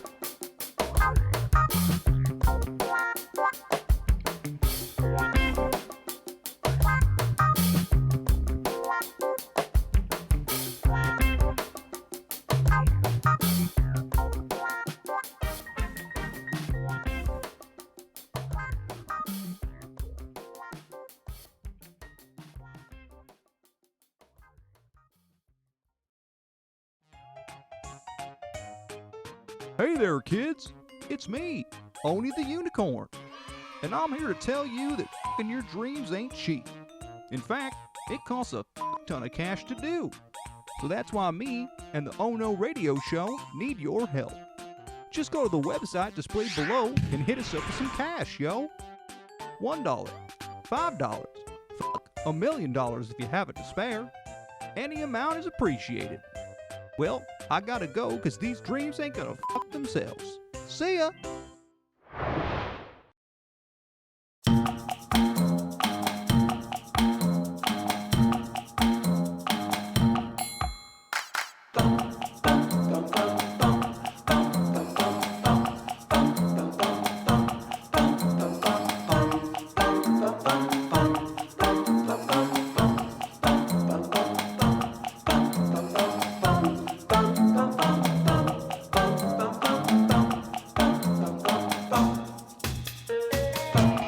Yes, welcome back to your second segment of the Ono Wrestling Podcast. My name is Owen. I am your Sharp Break Kid. With me right now is good old Double J Jansen. And we're waiting a little bit for Matthew to get back. He'll be back, so we just kind of. I like how it's how I do things, Jay. I just kind of. I just kind of start up, and he'll join when he joins. There's nothing. Hope he's okay. He's got a lot of stairs in this place. He's got a lot of stairs. He's oh, there he is. He's taking care. He's taking care of like his sister's dog. He's got a lot of things. Oh, there's the doggy. Nice. Let's see the doggy, Matthew. Let's see the doggy. We love doggies. There. Oh, look at the doggy. I see her there. Oh, all dogs. Oh, come on. Oh, look it. Made her first appearance. Some on sort the of poodle. show. Oh, look at that Nice. thing. That thing. Poodles. Oh, wow. Nice. That's a good doggy. That's a good doggy. Anyway, yeah, welcome back to the second segment of the Ono Wrestling Podcast. Matthew, that's a beautiful dog. Yeah, she is a beautiful dog. You'd never guess what her mix is. Actually, my sister did the DNA test because she looks like a Labradoodle, like a black. She looks like a Labradoodle. Yeah. She is mostly. She is American Staffordshire Terrier, Doberman, and Chow is what it said. What? Yeah. That. Wow. Yeah. What a mix. Wow. Yeah, I don't see it at all. Some woman this morning was like, "Is that like a poodle mix or something?" And I was like, "No, it's she's also got a Portuguese water dog, but I don't know how. I could see. Yeah. I don't know how you put that threesome together, but who knows? Maybe they swapped the DNA with something else. Right? Is this how hornswoggles are born? Is this how? Perhaps. Yeah. So, and this dog it's named aptly, and Jay will like this because he's had dogs in the past named after this series. But this dog's name is Maybe, named after the character nice. Maybe on Arrested Development. Nice. Maybe. Yeah. Yeah. Cousin Maybe. Hey, ties into what we were doing, our Will Arnett Joe conversation from the bring it forward. Yeah, we should just do a podcast talking about Will Arnett. They do that already. It's called Shameless or no, what is it? Smartless? The Shameless podcast. Smartless. Yeah, that's all they do is they talk about their time on Arrested Development, and it's okay. My wife loves it, but it's like, okay, guys, yeah, all right, Bateman. I get it. I get it, Bateman. They're in commercials now together. Oh yeah, they love that. Yeah. I've also I haven't seen any of the new episodes of It's Always Sunny, but I watch them. The first one I heard they're really good. fucking good. They're both good. I don't have a Hulu. Really good. It's the one thing on my Sling that I don't get. Like you can. I don't got. Yeah, we'll have to talk. We'll have to talk, but. It's the one thing that I don't really like have an access to, and I do love that show, but I have been watching their podcast from time to time, just when I'm bored at work as background noise. I listen to it like every Monday. Yeah. And the one about they just did the one about their wrestling episode, right? Where Frank's the trash man, and they're what are they? The birds of war or birds of prey? Birds of prey. Yeah. Yeah, it's wrestling for the troops, isn't it? Yes, it's wrestling for the troops. troops, and Roddy Piper's the maniac. Yep. Yes, the maniac, and all their stories about Roddy, like it was super fun listening. They were cool. They did their wrestling knowledge. They have a little bit. They were fucking some things up as a fan. I was listening to it, and I was like, well, have you seen the video of the snake actually biting Randy Savage? Like Jake the Snake Roberts' snake, they're like, no, it was like that never bit anyone, or I'm like, kind of did. You could tell they were fans, and I remember the way Charlie talked about like wrestling and setting up couches with your friends as kids and having Royal Rumbles and like that sort of stuff. I was like, we can all kind of empathize with that, right? At least the three of us. I feel like out of the three of them, Mac was the most knowledgeable about. Like in general about wrestling. Like I feel like he had the best grasp on popular culture wrestling. I feel like. Yeah. Well, with his whole thing with Wrexham and all that. But anyway, we'll get back into actual wrestling talk. And even though it was fascinating that Charlie was like, yeah, Roddy Piper told me he like survived like 3 or 5 plane crashes. Like that's yeah, which I do kind of believe. Yeah, he said they would get these like little like prop propeller planes. I guess I don't know, like a Cessna or something. I would think. I guess, and they were so small to jump territory to territory, to get as much as they could. But like they were all shitty, and he was like, "Yeah, the engines just fell out of like 4 of them or something." Jeez. He's like, and they crashed 4 times. It's like driving a used car, baby. You just gotta take the drive, take the ride sometimes. Yeah. But no, let's talk about a little bit of the goings on with the current situation with the WWE, and it does seem like it's all over the place. But like, in some ways, it's got some good things, but then in others, it's just like, well, this is all filler, right? Like, there's been so much filler, and we were all expecting a little bit more, I guess, with the Triple H era, but. Over the last few weeks, ever since, I guess, the UFC announcement, definitely feels like Vince McMahon's got more input than he did for those, what was it, 6 months that Triple H really had the full helm? We all in agreement here? And it's the at-home input now. It's Vince is in his boxer shorts and, sleeveless shirt, and he's rewriting these things in his... in his robe. He's probably still in his boxer shorts, wearing the little things that keep your socks up with his socks and like loafers or something. What are those even called? I don't even know what those are called, but he seems like the type of guy who would wear those and wear them while he's just wearing his boxers and his cutoff or white beater or something. But let's fuck. Let's fuck. And he's just wearing that. He's just in the thing.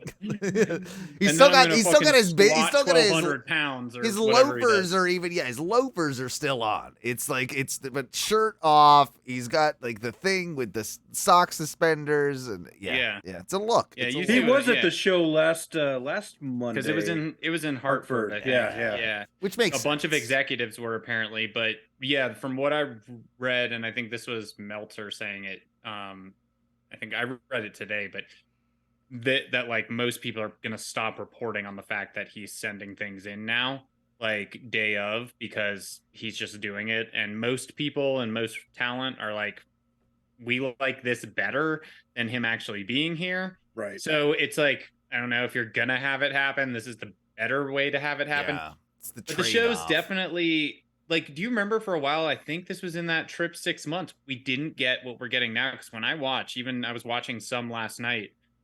Although I did watch the Nuggets in that final hour. Oh yeah, congratulations, Colorado, Denver people. Congratulations. That's huge. Good job. Denver Nuggets, first championship ever, 47 years. Yeah, well deserved. I didn't watch the game, but I did watch the highlights afterwards. And what's your big Eastern European dude? What's his name? Yeah, Djokovic, right. Yeah. I loved some of the stuff from him, like in the press conference. They were asking him like about the parade and stuff. He's just like, no, I gotta go home. I'm not gonna be Dude there. is so Fuck, humble like, and just I gotta like, go home. Yeah. That was cool. That was cool. That was really cool. But I will say these games, there are rumors, like whether it's, an NBA game or NFL, like people more and more nowadays who don't even watch wrestling are like, they gotta be fucking booking this shit or like scripting it. I will say that last quarter, I was incredibly sports entertained. Yeah. All the way till the end. I was very sports entertained. It was a very good match. So, but I will say the Raw stuff that I've been noticing is that we are getting now the wrestler coming down to the ring, then getting a commercial break. Yep. Then they're in the ring again and their music's playing, and then we're getting the next person coming down. I have noticed that. And I realized yet again, I just don't like it. I like seeing a wrestler come down to the ring and then the next wrestler come down to the ring. I don't like the space in between. That space in between, as a fan, it takes me out of it a little bit. Like it's just, it breaks up. A commercial in the middle of a match is fine to me, but like a commercial in the middle of the entrances breaks it up too much to me, because that's like kind of setting the tone. You're saying one or the other. You're saying one or the other, but like put it in between. Obviously, like they've got so much advertising they need to put on the show. We could all do with less advertising on the show, but yeah, you'd rather it be like in the middle of like a 12-13 minute match. You'd rather have a minute long break or something in the middle of that than have it in the middle of the entrances to set up the match. Yes, and it seems like they've gone back to that now that Vince has had more input, right? Because he does shuffle things around, and I don't think they were doing that when Triple H was in full creative for those 6 months. Well, I mean, I guess that's hates that. Like I can see that one both ways. I can see when it's important to do so with the entrances, you obviously keep it in that way around, but there are certain matches that you can absolutely ditch a minute or so off of to throw like when they're on the outside, go to the outside, do all that sort of stuff, and you can ditch a minute of the match. And I honestly think too, I keep hearing this come up. I think there's some truth to it. WWE fans don't like the wrestling. They don't like the wrestling part of the wrestling. They're there to see the entrances. A lot of the fans that are paying ticket, like they're there to see the entrances, they're there to see the promos. They get bored with the wrestling. So it makes total sense that same audience, you would cut a minute out of the match on TV than you would the entrances. So in your theory, you're 100% right, Matthew. But then I'm just curious, have you guys noticed it? That it's back happening, and it was gone. I'm not crazy, right? I'm not in like a weird timeline. Like it did. I haven't noticed it. But I haven't been paying attention. To like that, Triple H did take it away. I felt like. Yeah, and I feel like I feel like there's been a few changes that have kind of gone back to the way things were, like kind of the status quo before. But yeah, you're not the only one noticing that. I was thinking too with commercial breaks and how you manage those. I remember that, was it Chris Jericho who had the great segment where he was reading off the list of like barred moves. When it hit commercial break, and then when it came back, he was still reading the move. And like five of them were he kept saying headlock. That was like arm drag. Yeah, arm drag. That was it. Arm drag. Yeah. Thank you. It's the Jericho's list of what is that? 1,001 moves. It was a lot of it was a dig at Dean Malenko at the time, I believe, because he just like it was Dean's base, like it was a lot of Dean's basic moves, so it was like a lot of it was old school Jericho, still the best. Can't all be that promo. So sorry to take us down, but I agree with you, Owen. It's for business. I understand why they're doing it. It is more ads. They're selling it. They're also trying to generate a ton of revenue and get these other ad deals and with what. Nick Khan. Yeah. Sorry. Yep. I know I work with a Nate Khan. Nick Khan is apparently that's why we're seeing all this crossover onto NXT, is because he's trying to create the value, even more of the value on these renewals or whoever they go with the bidding, which is looking more and more like Disney. And it's interesting you brought that up, because there was some stuff today, I believe, that it seems like the terms of whatever agreement they had with Fox in particular has kind of run out. Like they have been in discussions for like the rights agreement for the next step of where SmackDown goes. But it sounds like that's kind of stalemated, is for lack of a better term, and that WWE is free now to pursue other avenues of the time period for exclusivity on that over. Renewal is over. They were in talks, and then absolutely they were trying to work something out, but time period, so they can talk to whoever now. It would be smart to do whatever you could to keep it on Fox, to be quite honest with you. If you're the WWE, it was the best thing that they ever did as an advertising tool to get that shit on network TV. So I would personally, take less money to put that, and to keep that brand, to keep one of the entities on WWE's there. Not with Endeavor is not in the business of making less money. I agree with you, but the other alternative, if they stay with the Fox network, is that they're talking about putting that on FX, and that would be a very, very big downgrade for the SmackDown brand. Well, so but that would be, but that's owned by Disney still. Yeah, I guess they both are. Yeah. Disney's really tight with NBC Universal. Are they? No. Yeah. Oh, No. Aren't they? No. Aren't they? It's the opposite company, bro. But they do, they leverage each other, and they're not really tight, man. No, you've got Comcast, right. You've got Comcast and Disney, and then there are two ends of the spectrum. Comcast is NBC, and Disney is but Disney owns Time Warner. But Disney owns, they're part of ESPN. Disney ESPN. Yeah, Disney owns ESPN. Also part of Hulu. Right. And they own a stake in Hulu. Yep. Yeah. So I mean, that when maybe you're looking at a new era, I don't know what they're talking about, but that would be interesting. Something like a Disney, ESPN, and Hulu type thing, where you're then able to get it immediately on Hulu, or something with all of those ads, and they could work something out, and possibly even, I don't know. Sorry, the connection I was making with Peacock was with Peacock and WWE. Sorry, that's where I was. Yeah, that was that connection. The opposite company. Confusing. Opposite company, right? So that's it is very interesting. But I'll say this too: when you were talking about ads and their placement in television shows, on wrestling television shows, one of the things that I thought that really set AEW apart from WWE when it very first started was you did get long form matches, especially on that first. Remember when Dynamite had a 20-minute banger almost every single week, commercial free, and that doesn't happen anymore, right? Because they're not going against NXT anymore. But these are the things that you can do to increase viewership, that you can absolutely bring people in.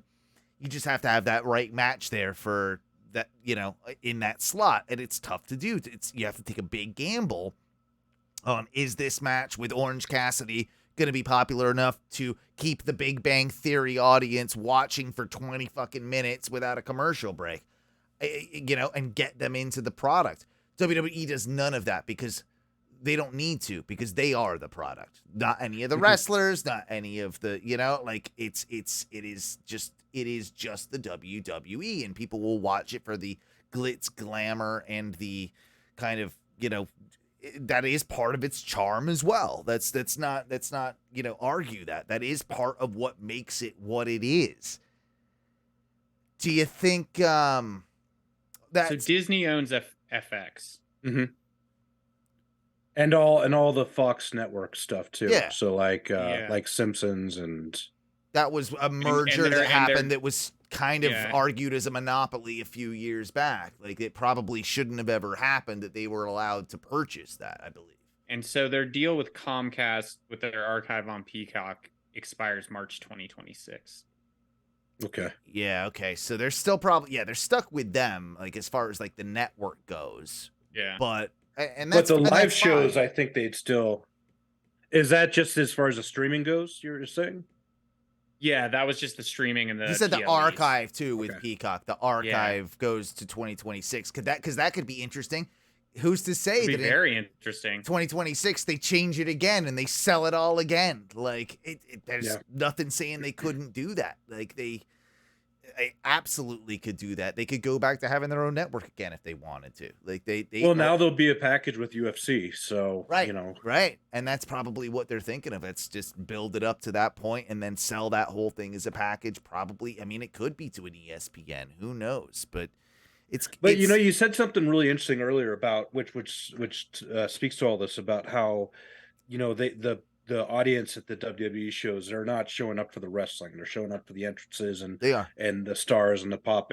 And I actually had made that observation the other night. Last night? And no, on Wednesday night, because when or Thursday night, I had watched the Dynamite show back to kind of, you know, you always want to see yourself on TV. Right. Oh, you gotta watch there. it back. Yeah, Yeah. gotta. And so I was switching between that and showing my wife Raw, how the audience is so different. Yeah. And so at the Dynamite show, the people in the first 5-6 rows probably stood up that entire last hour.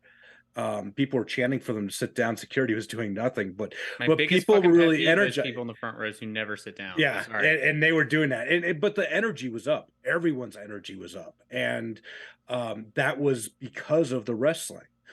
But at the WWE shows, yeah, for sure, where you see the peaks are at the entrances and at the endings, like that's the false finishes. And so the reason I said last night, and maybe this is even a good segue into some of the stuff, but like to your point, last night on Raw, the Finn Balor Seth Rollins segment that was setting up this match, you could see the crowd took that over, which we've seen a lot recently. We've seen wrestlers react, like most recently that we've talked about Christian fucking getting it and like really just delivering, right? Mm-hmm. Like he did better than Don Callis, but he got great heat. Don Callis got great heat. Dom gets great heat, but he's not out there like cutting amazing promos, right? It's different with Dom. It's it's more meta. It's meta with Dom. It's exactly. Not. Yeah. So, but you could see how Don Callis was able to handle himself, and you could see how Christian handled himself. And last night, I don't know if you guys saw this segment, Finn Balor was physically like shook for a second when it was happening. And so I don't know if the crowd there, because, you know, like we're talking about being in the crowd, and then also you don't really know how that sometimes translates to TV. And like there's a TV viewer and then there's the live viewer, right? And so, but like the audience and being so involved in the promos in WWE and less to the matches, they were so involved in the Seth Rollins singing his song that like literally every time Finn started, and this was Finn's moment, I think, finally, and you saw it earlier in the show where he had like moments backstage where they were doing things with Damien and Rhea and Dom, but he just looked like angry the whole time. And it's been building for weeks. It's been building for weeks with him being kind of like trying to become the real leader of the Judgment Day in a sense. Like there's these subtle cues and him scouting JD McDonough. And I was going to ask you that. Is it because Seth is so over, or did they just want to hijack this segment? I think it's a little of both. I think he's extremely, extremely over. I think they wanted to hijack the segment. But is he over, or is singing his theme song over? He's over. You don't like it, but he's over. He's been over, man. Shit theme song. He's been over. I would say a little bit of each. But yeah, but I will say also I can't place the full blame on the crowd, because Finn could have, like, if you think back to some of the most amazing people on the mic, like even just like we saw with Christian, but think back to like Stone Cold wouldn't have taken that shit. MJF does it weekly. Like, yeah, like you shut them up or you speak over them. It's it's how to deal with a what chant that they used to do to the women more often than not. And the ones that were able to take care of it, like Charlotte's even done it in the past. Like, yeah, taken a while, but has actually conquered a what chant. And that's got to be an incredibly hard thing to do. Balor kind of lost his bottle, as we say in the UK, a little bit on this one. I like that saying. And he did kind of lose his spot and he couldn't really get it back. So I think it's a little bit, it's definitely the crowd's fault for like instigating and hijacking it. But the fact that I don't think he was expecting that. So he got knocked off and he couldn't get it back. Yeah. And then he did okay with the promo, but because you could see he was like visibly like shook from it, it didn't have the same. And they, like you said, they've been building to this. And I'm kind of upset about that because that will be a banger of a match between the two of them, I think. And, with what he was saying, like, I actually beat Roman Reigns. I did it 7 years ago. And like all these, it could have been such a good segment. Well, and just the history with Seth and that Universal Championship and the injury and everything. Well, and that's what he said. Like Seth said, like that was the moment. We took two different trajectories. And what did he say? He's like, I got better and you got bitter, or something like that. Like that was a good line. That was a good line. And I was like, man, if there wasn't that fucking singing, that that whole thing could have just been. And I think it was supposed to be bigger than it was. And I also think it fucking kind of, I don't know, it just also made me feel like whatever championship match. Like, I don't know. Right now there's no actual stakes to the match because we know that Finn's not got a chance in hell of winning, to me. Yeah. Like after this, like it doesn't now it's just like, likely I would have thought that Seth would have won anyway, right? Because first this new title, like you kind of gotta, but it would have had me guessing. I don't know. Maybe they will still have me guessing. Maybe I said this a couple weeks ago, but the WWE does like to do this with new titles. They like to create a lineage very quickly by having a bunch of quick title changes before they have someone hold it for a while. With this new title, it would actually make sense for Finn to take it very quickly off Seth with a split with the Judgment Day, whatever, like that's coming, because Judgment Day, like, I don't know, like, I definitely don't think it was on purpose, but if I'm backstage, I'm looking at this and maybe we were thinking we were going to put the belt on Finn, this makes me second guess that. You could have had Finn win the belt and then Damien win Money in the Bank. Yeah, be great. And then and that's how you could implode and cause infighting. Absolutely. I think that would actually be tremendous. And I think that it could also either give Seth a little bit of a break, which I argue he might need. I think he's going to hold it for a while. You and I talked about this on the last podcast. Yeah, but I still go back and forth with it because I can see the logic too. I see both sides. Yeah. But I think I still think that Seth needs to be the one to beat Roman at times. And that it would make sense for Seth to beat Roman, for Cody to beat Seth. So you can play that game too. They do have options. I just hope that they go a little bit more unpredictable than they have done in the past. Right. The belts. Let's talk about the belts. Oh, man, yeah. We got the new women's belts revealed on, this past week. And have it be noted that they didn't get Triple H. That is right. Adam Pearce. They got Adam Pearce, yeah. That does kind of say something too. That is a bit of a slight if I'm the women, that we get Adam Pearce, not fucking Trips, like giving us these. It did feel, and the fact that they're kind of just, they're identical to the men's title, which I don't know. It's like either you do them all together, like, or why did we have to wait for that? Okay, both of them look better than the previous women's belts. So let's start there. I will be honest with you. And I've talked about how I'm not the biggest fan. I do like the new World Championship, but not the biggest fan. I don't think it comes across well on TV, like the detail. And I think like those lions don't come across well when the lights hit it. It looks weird to me. Did you say this to me the other week? Some people are calling it like the mid gold belt. Like instead of the big Oh, gold no, I belt, didn't they're know calling that it the was- mid yeah. gold belt. I think I've heard Nah. that thrown around, which I could see is that. is a good is an apt description, which I'm gonna start calling it. It's the mid gold belt on both the women and the men. You know, Yeah. like Yeah. the mid gold I, belt. do, I will say I like the white leather on the women's one better. It looks way better. I think. Looks I way think. better. Yep. I Way think it better. does. Yep. I think that honestly that applies to the mid gold belt and actually to the because Asuka's belt as well. Like with the gold back set to the big WWE logo. I think that actually It looks does look better. It looks better that than looks Roman's. better than Roman's. So Yeah. I think they nailed the design of the women's belts better than they did the men's, if I'm being quite honest. But they haven't nailed the name because How do you have an undisputed Well- title over on Smack? How is that undisputed? this is the Because problem. it's Roman. Well, this is the problem. This but is the the women's problem. one's undisputed now too. Well, this is Yeah, the that's problem. true. No, it is, but it isn't. See, they have Rhea with the women's. I had to look this up and pull it from WWE. Thank you. Right? I'm glad you. Thank you for fact checking this. Yeah, so Rhea has the Women's World Championship, right? She is the Women's World Champion. So Women's Raw World is a Championship. World Championship. Yeah, those two Okay. belts. But then Asuka, she has the WWE Women's Championship. So we've Okay, got that one's a not Women's World Championship, Women's World, and WWE Women's. Those are the two designations. Now, that's what they're calling them. But on Asuka's belt, just as they did with Roman's, it has Says undisputed. undisputed That's where I written got it. down the side.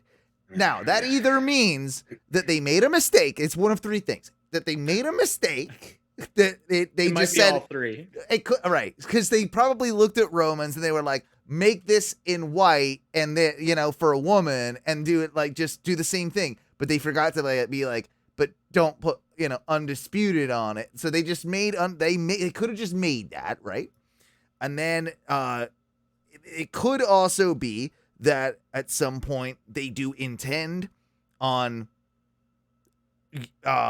maybe having that belt take on another belt, be it that Rhea's, which doesn't make sense, or they just don't understand what the term undisputed means.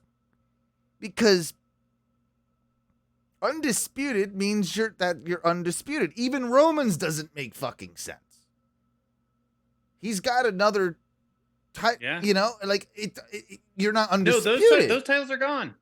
Right. But Yeah. but his is his not called the undisputed. It is the undisputed, man. Right. You're right. But then you've got Seth over here with another one.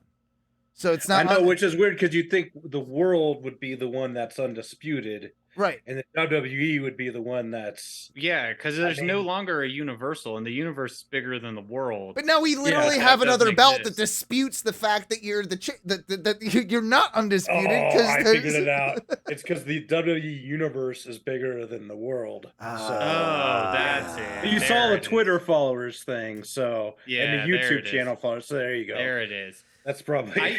I will say this. I forget if I read it on Reddit or heard it somewhere, but like someone somewhere said, and I thought this was a good point. They were like, "Can someone look up, or we should trend like what the sales of these replica belts do?" Because from a sales standpoint, they're like, "This seems like a dumb fucking move." Because they're the same looking titles, so you're gonna set like if you are a belt collector. And that's a niche you don't need market. that one. If Yeah. you are doing it, Yeah, you're yeah. not going to buy all four of those because, like, you should just buy two, right? Pretty Right, much. like- right. Unless you really want the white and the black strap, right? Like, No, I agree. I agree with what you're saying. Yeah, it would be interesting to take a look at that. Now, the one other thing they've done right with the belts, or it seems like they're about to do right with the belts, is that they may be unifying the women's tag titles, main roster, and NXT. It seems like they're going to be doing that. they're definitely and doing that. That match is happening. do it. And Ronda and Shayna are the perfect two to do it. And then, we can figure something else out later. But too many tag belts. We don't need both of you don't need women's tag belts because there's not enough for. Got to combine those divisions anyway to make any sort of like what a competitive weird time division for belts in WWE. But needed to be done. Needed to be done. I'm not disagreeing. It's just an interesting time where things have been being unified and changed. I don't know, just all the belts. SmackDown, and I think belt on yeah, Raw, and I think Raw belts and so let me ask you guys. At least this. we got rid of that. The blue and the red on the wrong. I think and I believe and I have two questions. I'll get them out real quick. I'd like both your answers on these. I personally believe that the new belts for the women's is a better route than the title swap. Like just doing way better. SmackDown Yeah. Sure. Swap. Yeah. You guys agree with that? Okay, Yep. Yeah. cool. I agree with that. I do appreciate that maybe they're trying to usher in this whole new era with all these new belts and everything too. But the other thing was, fuck, now I lost it. That's fine. Gummy's kicking in. God damn it. Gummies. If it comes back to you, that's fine. But Yeah. one of the things that I'm super like kind of happy with, and it goes back to what you were saying about Nick Khan trying to make NXT kind of that third brand. They're doing a lot of NXT crossover stuff as of just the last week or two, and I'm all for it. Now, they've done this in the past. They had Apollo go back down there. They had Dolph Ziggler go down there for a little bit and like challenge Braun and do all that with the NXT championship. But it's been great to kind of see this NXT crossover where you've got Bron Brekker, and I know it was happening tonight. It's right about that show's about ending, but on NXT, Braun had called out Seth, and it sounded like Seth was going to be going down there to NXT to, okay, is he going to be defending his title, to Bron Brekker? Now, this seems like a way to bring Bron Brekker up to the main roster, if nothing else. But you've got a feud going on there, and you've got Baron Corbin going down there to challenge for Carmelo Hayes' NXT championship, right? So you've got that kind of brewing. You had Ali go down there. I like how this was smart. I did just read what happened tonight. Do you want me to tell you guys? I kind of think this was smart if you're looking for ratings and crossover. They actually did a great job. Yeah. So Seth Rollins did not actually show up to NXT. Oh, dick. He sent a video package. That's fine. That's fine. And said he will show up next week at NXT to defend his title against Bron Brekker. So now you just got 2 weeks. But he's gonna defend it on NXT. On NXT. See, I mean, it is smart, but Triple H did say very clearly and I never brought this up because I wanted to think that he was going to allow people to wrestle outside of WWE, which would never happen. Yeah. But when he did announce the title, he said this championship can be defended anywhere at any time around the world. Like he was very clear, like in those, which got me a little, and I was like, they'll never let them do that. But with NXT, that then makes sense. But and with NXT Europe, that's why he said around the world, because NXT Europe will come along. And someone will defend it there, and it'll be a which I love a good traveling workhorse championship like that. Like that's a great idea. That goes back to the old NWA days. That goes back to, like old school wrestling, which Triple H loves. So that makes complete fucking sense. I just hope that this is a way, because Braun's done what he can in NXT, right? He can have a feud with Seth, and maybe like I still think this is the way to eventually get some ratings for NXT with Seth going down there, but eventually bring Braun up to the main roster. That seems like it's got to be the main goal. Oh, for sure. I mean, I almost wonder if they're wanting. I don't think they're going to do like the whole Kevin Owens John Cena thing. Where Kevin Owens took the U.S. title off of John Cena. Oh, it was the best. Yeah, no one expected it, but I think they're going to give Bron Brekker a lot in this match against Seth, and they're going to make him look impressive, and they're going to make anybody who's tuning in, who's normally a main roster viewer, take note of him. Is he still have? It's been so long since I've watched it. Does he still have the multicolored singlet? Or he does, but he has. But it's just rough. he's no. So he's gone back. He's gone back and forth. The last time I think on pay-per-view he had I forget what it was, kind of a demony bulldog thing on his ass. He's still in the singlet, but I want to say he was in a black singlet. He has been. Okay, he's been wearing a very kind of plainer heelish black singlet, so I think he should try and like figuring that out. Outfashion Seth Rollins by like wearing the Scott Steiner chain link. Oh, there's so much you can do. There's so much you can. I mean, and just the dog collar. Rick Steiner. No, he's gonna have the Rick Steiner headgear, and then the chain over top, then the Oakley sunglasses. Then then this like half of it's gonna be bad guy. He's gonna be an interesting character. You can do a lot with him. But the other great thing about what's going over with that crossover is the Hayes Corbin stuff. And again, I'm a big fan of Corbin. I think that he's an underrated professional wrestler and sports entertainer.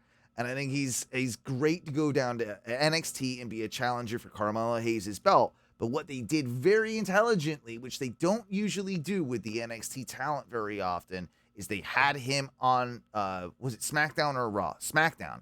They had Carmelo Hayes attack Corbin after he had attacked like Hayes down in NXT. They had Hayes on the main roster attack him from the crowd and stuff like that. So now you have symmetry and kind of like synergy rather between these brands that are kind of working and interacting with each other.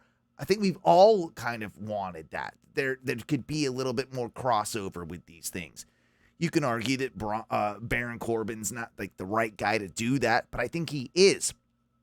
I think he's perfect for this, and I also think he's a free agent. He's the perfect. He's the perfect guy for it, and I also think that Carmelo Hayes is the perfect guy to also move up into the main roster system. So even if you did have some, cheating bastard Baron Corbin take that NXT North American title off Carmelo Hayes and stay down in NXT for a while, but bring up Carmelo Hayes, I think that's exactly what they're doing. I think that's exactly what they should do as well. Like it's smart. It brings them up quicker. Carmelo Hayes, he won the title. That's all he needs to do with it. He's proven himself. He can go up now. He can go up. And I kept saying North American title. It's not. It's the NXT title. I was mixing that up. So Baron Corbin could end up being your new NXT champion is what I'm thinking. Could be. Probably be. Not. Could be though. But that should really be like calling Corbin a veteran worker now is kind of crazy, but that's kind of what he's doing. He is. And that really should be the role in NXT. I want the brand split to be between Raw and SmackDown, but I want synergy between NXT and Raw and NXT and SmackDown. That I don't mind. I also like I said, Nick Khan said very clearly on some conference calls like last week it's only Tuesday, so it had to have been last week. Yeah. This is what he's doing this because it drives more eyes on it, which makes this more valuable in this time where he's remaking these deals. And that makes not that he needs more money after the Endeavor deal goes through, but I will say I remembered what I was going to mention, the second thing, and wrote it down here. This only leaves because I feel like we do get some changes here and there with the Intercontinental titles in the U.S. I don't think we're going to get any revamps of those. The only other belts left to do this on are Sammy and KO's tag belts. Oh, they need it done. Yeah. But so you're not going to go full universal or no, undisputed, men or women's style. You're not going to go world heavyweight title. Do they just keep that like fucking penny looking? No, they don't. They got to get away from the penny. And even though I thought they were the ugliest belts back when I was a kid in the 90s, you've got to harken back to the old school, I would say, when WWF Tag Team Championship belt, where they're a little more rectangular. The tag team championship belts, those ones. I think you can do something. I picture Demolition and the Road Warriors with those belts, right? Like I picture them more than anybody. I think you can go an updated version of that and make it look good, but those weren't the greatest looking belts, admittedly. But it's been a minute since they've had some good looking tag belts. Yeah, tag belts are tough. But I think you get away from the pennies. I think you get away from those circular, I don't know, those like Roman Trojan, whatever they are. They're weird. Yeah. Back to Corbin real quick. Did you realize tonight I got to see this match? Corbin versus Draganov was happening. No kidding. So like that's actually a match that could be like weirdly good. Like that's actually a match that could be really weirdly good. So kind of like I already dig what they're doing down there, and now Dragunov is somebody they should be pushing to the moon, should be making like, and I think they are. They're gonna make a big star out of him. They're gonna end up like strapping him up eventually. They did it in NXT UK. They'll do it eventually down there. He's got all the tools. Gunther hitting 365 days as IC champion is worth talking about because I think they might keep going with that to Mania. I mean, I think we all know they're just gonna push him past Honky Tonk Man, which was what 500. And I'm getting tired of this. Like I'm getting tired. Gotta keep of breaking the long reigns and like it's just like man. Like, and Gunther's the right guy to do it. He's the right guy to do it, but it's just we just got to keep doing this, and it just takes a long time. Yeah, it takes a long time. I mean, the Bloodline, right? It's taking a long time with everything that's going on with that, but they keep like making it fresh. The stuff that they did with Jimmy and although Jay, arguable that until this last week, like. I can't remember the last time I was super intrigued post-Mania with the Bloodline story without Roman being on TV. They did it this week. They 100% and the callbacks to main event Jay and everything like that. Like and then Jay telling Heyman that he wouldn't be in the Bloodline. They did a great job this week, but they have not been like the weeks that Roman typically isn't there. You'll go 3-4 weeks where they're doing the same segment. Twice a week because they're on Raw and SmackDown, right? Yep. They do it. They do a repeat for the same crowd, and they show you at the beginning of the show what happened last week, anyways. Yeah, so and then they do the beginning, middle, and end, and then and it's also the same story they tell for that 3 weeks until Roman shows up. So they did a great job this past week. They did, and I agree with you on that. I liked that. I did bite on because man, if Jimmy or Jay were to have won that U.S. title, and Jimmy, he cost Jay the title. Like this is good. Like at its core, it's pretty good storytelling. It's just I think we need to get towards the final act now. Like where. Mm-hmm. We've kind of never any final act, man. No, I know, but I want it now. I want to see Jay as the tribal chief. Like now, we're gonna be in our 70s and be like, I mean, Roman somehow is still alive and still champion somehow. You're talking about -1 taking it off of him. Yeah, exactly.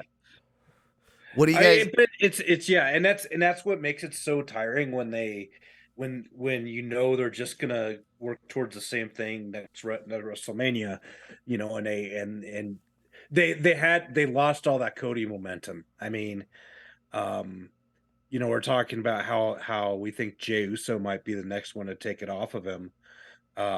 What they had there with Sammy and what they had with Cody, they're not gonna get that back so easily against Roman, So it's like, who's this next guy? Jay? Okay. What happens if Jay doesn't win it? Who's couldn't be the guy then? Is it Cody again? Does anyone even care? About I Cody do. Anymore? I think you can stretch Cody out to next Mania and make it count. I do think that they can do it. They're talking Gunther.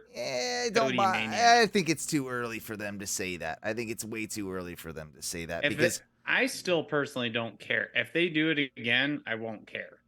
They had me. I think they're gonna run it back. Cody's gonna win the Rumble from the number 1 spot this time, and then he's gonna do it with a torn pec, a broken arm, a fucking fractured hip, and like a cracked septum, like, carrying Brandi Rhodes on his back. Who is now pregnant with triples. Yep. Twins. No, triplets is even better. Is that a thing? Triple H imagery. Triplets, yeah. God, that one lady had octuplets. No. Is Brandi pregnant again? Like, for real? No, I thought you meant like biologically. If she wrestle Asuka, then that's your answer. Yeah, there you go. Asuka, then yes. Which can we talk about this shift to the women's title for a second? It's a great segue, Jay. Asuka, I feel like, as much as I like her and as much as she has, I feel like she is just the constant women's transitional champion.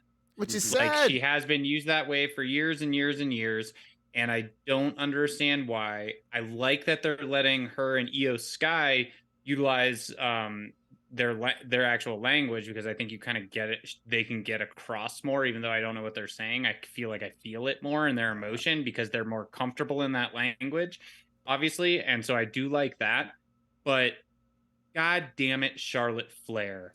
You showed up. Don't be mad at Asuka. Be fucking mad at the real problem. No, I'm mad at how they've booked Asuka over the years, because she's never had a meaningful championship run. Yep. It's sad because, like, she was handed that one by Becky too. Like, it's just consolation prize at the consolation prize. We don't know what to do, so we'll do it. Get it to the next one. I got a weird feeling. They're gonna have Charlotte win that shit, and they're gonna do Charlotte Bianca.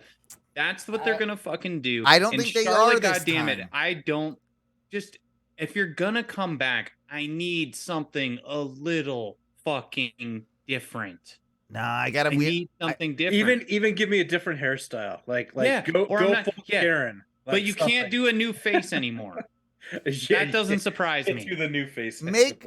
Have Charlotte take over Damage Control and kick Bailey out as the leader, and take over that shit, and now turn Bailey back face or something for a little bit, and have a feud with the two of them without a goddamn belt. We don't just get rid of Damage Control. Yeah, probably. Yeah, that's a better option as well. Give Io Sky a run. Yeah, I got a weird feeling though about Asuka this time around. Like, I feel like the kind of revamp that she's gone through lately has worked.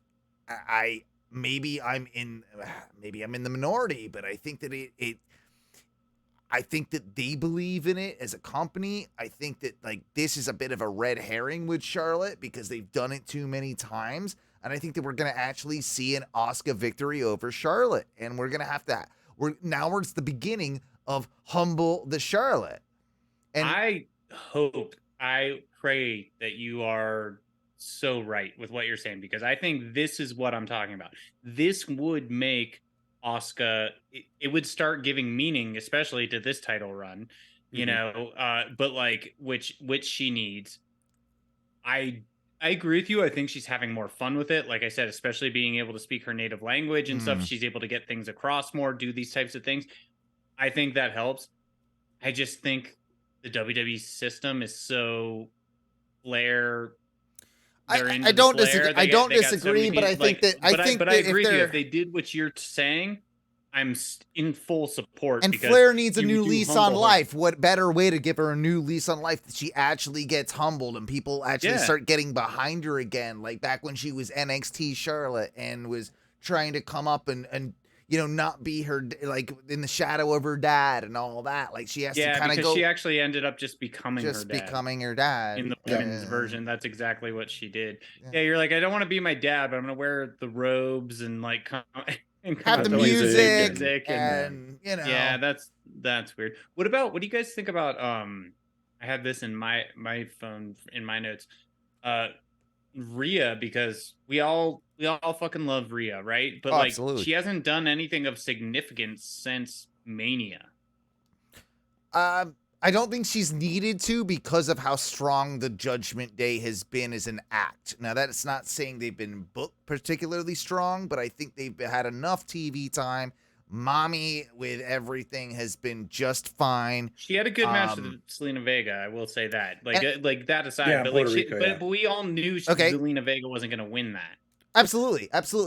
And maybe she should have had a match in between then and now. I don't disagree. She's due for one, but I think that part of her appeal is building her as an attraction. And sometimes when you have that, less is more. It's not an every week thing because you know that she can fucking take out any woman in that division. So that's kind of what I think the play is with Rhea right now. I could be wrong, but they're super lucky they also have Dom to play both of them off of each other. So like with Dom now having a title shot at Money in the Bank with Seth Rollins, she doesn't necessarily need to do anything big. She doesn't need to do something huge. Dom does. Dom's against Cody. Oh, Cody. Sorry. Well, see, right. They've already made me think Cody's champion. No. Dom's against Cody at Money in the Okay, Bank. well, still same difference. But still, look at them. They're in a program. They're both of them in a way bigger match than what she would have with any woman on that roster right now. So like by the adjacency of that, I agree with what you're saying, and I think it's well played. They can take time off. I just wonder who's next. Well, what they're probably going to do. Goldberg sense. No, what we're probably going to do, I think they're really going to do this. I think we're going to get Dom and Rhea versus Cody and Brandi Rhodes. I really think that after Money, I think that's going to be a match that they do. I think.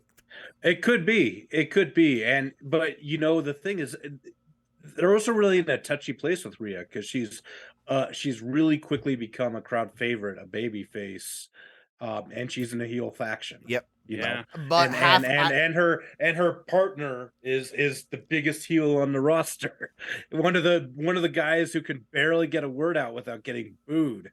I mean, what how do you want match Dom her to up with steal their anybody? kid during that match from the bus? Brandi and Cody's kids. Dom goes in and steals the baby from the bus. He takes the dog. That's the real heel move. Yeah, that is a real heel move. It's part of the genius of the Judgment Day at the moment, because I think people do legitimately like Finn, and he's the most he's really, if you look at it, the most complex character. Finn and Damien are gonna have a program, right? That's what's going on right now. That's what's going on right now. That's going to be the main split because I think both of them think that they're really the leaders of Judgment Day, right?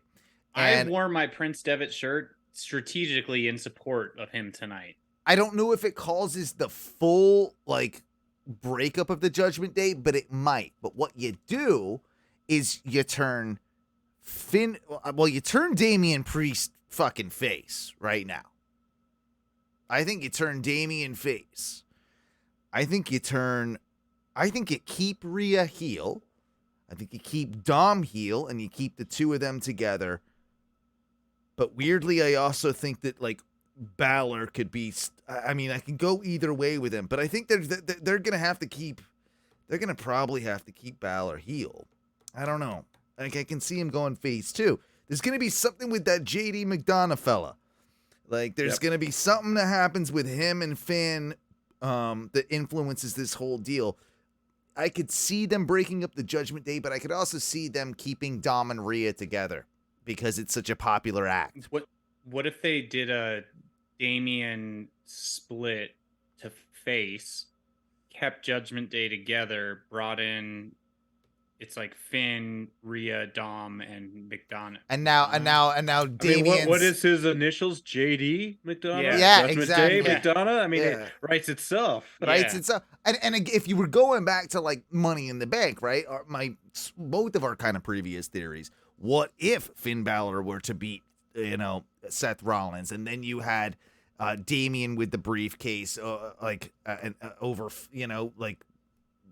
now we got Judgment Day with the briefcase and the championship. So that's an interesting dynamic you can play on in and of itself. Yeah. So other than Damian Priest, let's look at the Money in the Bank because it's him or LA Knight. Yeah, to me, it's him or LA Knight. Santos Escobar. It's not Shinsuke Nakamura. It's not Ricochet. It's not Butch. Yeah. It's Damian Priest or LA Knight. Now they can choose to be man, going with LA Knight, it's a ballsy move. I don't think they're going to do that. Yeah. I don't think they're going to. Yeah. We'll see if it, quote Jason Bateman. I mean, they might, they're very popular at not doing what the crowd wants, but they're picking up on the crowd being behind LA Knight. They have to be like and the dude is another dude who just freaking got it. Like, he absolutely does. And I think no matter what you do, this Money in the Bank briefcase winner will not be going for Roman's championships or championship, whatever you want to undisputed call it, right? They will not be going for that. They will be going for the Seth Rollins championship. That Money in the Bank, like, because no 100%. One's that is what is happening. That's half the reason that belt exists, in my opinion. Yeah, it's the workhorse title, like you called it earlier. So I can see an LA Knight Finn Balor match. I can see an LA Knight Seth Rollins match. I can see those both working, but it doesn't feel right. Whereas Damien Priest, Seth Rollins works better to me.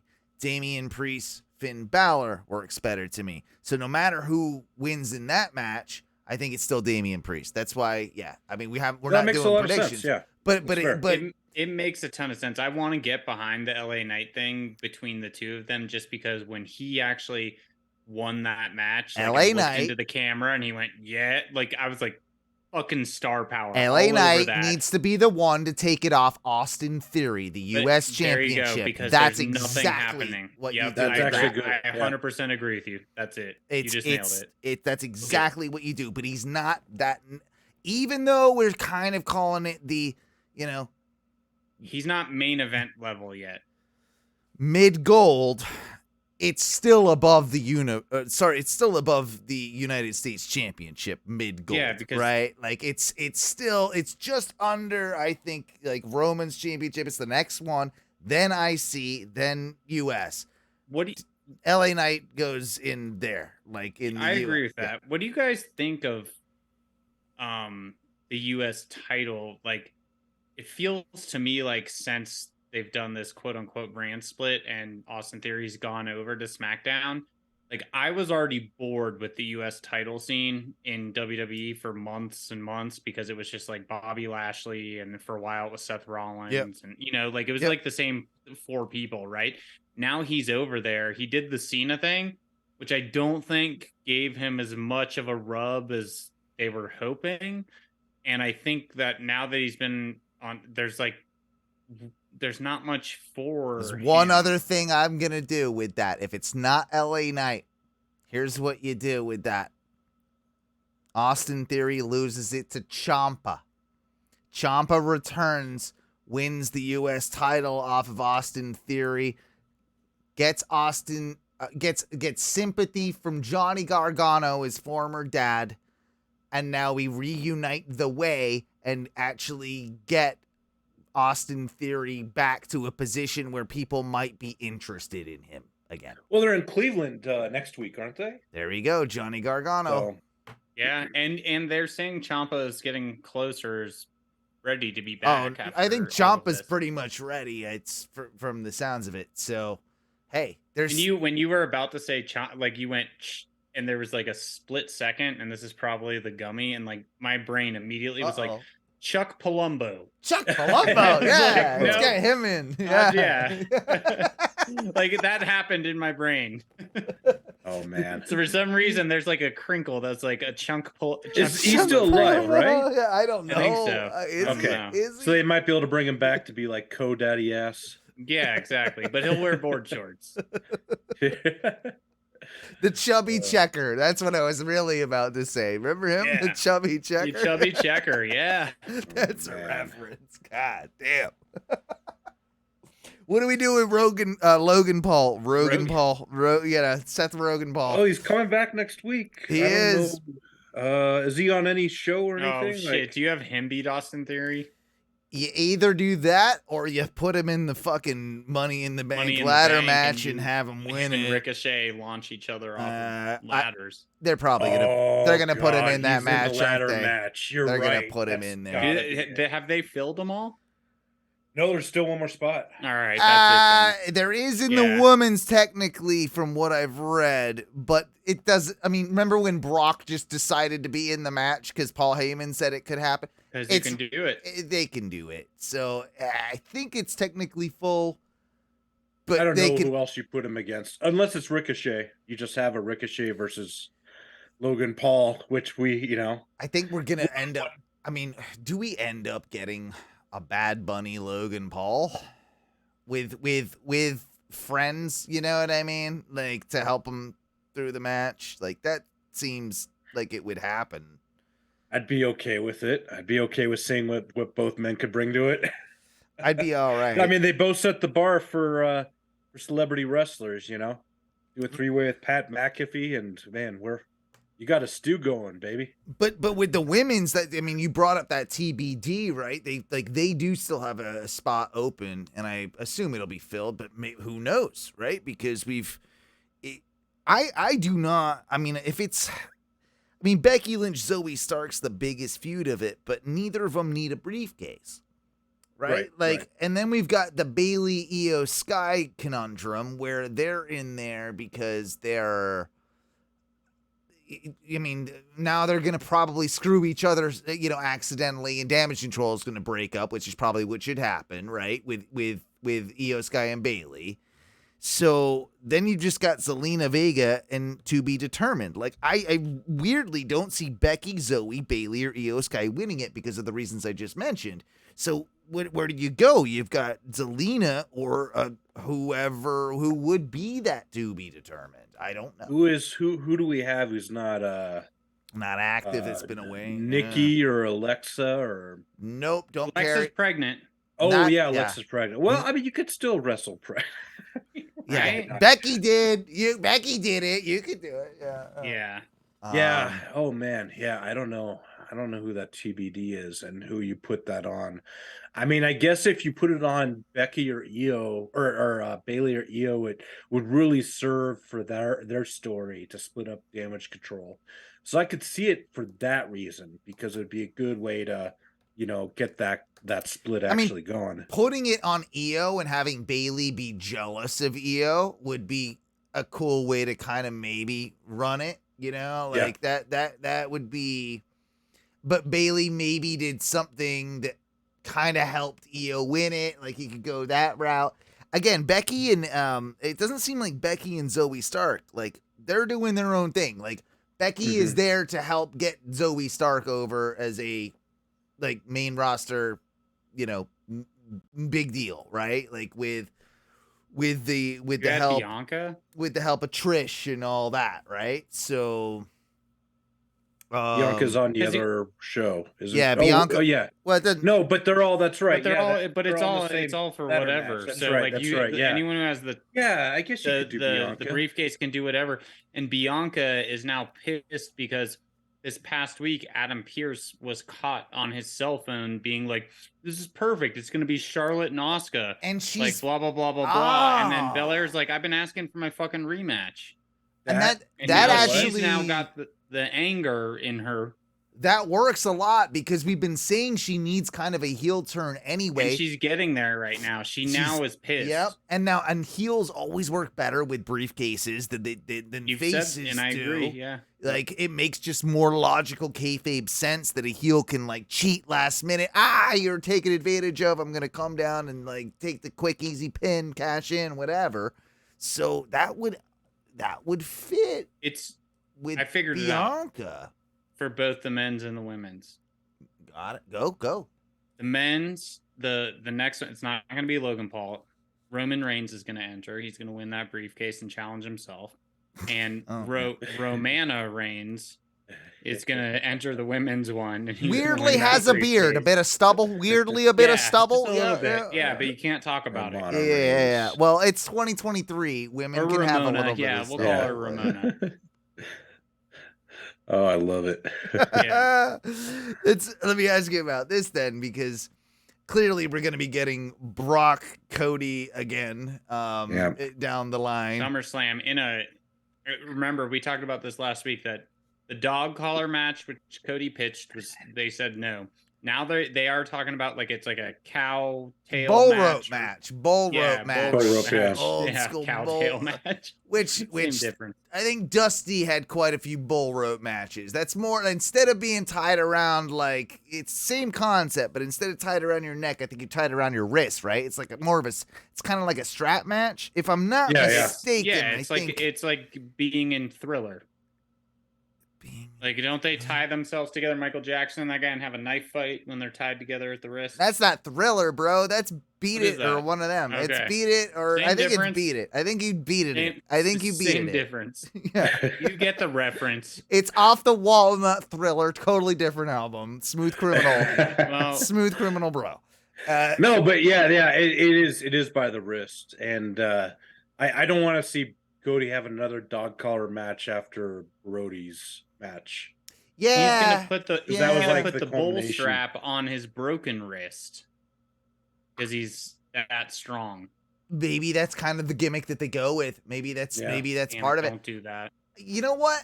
I don't mind Brock and Cody in that type of match though, because I think they can work. I think they can make that. That match will be kind of brutal. I think it would be really brutal. I think they can make that shit work really well.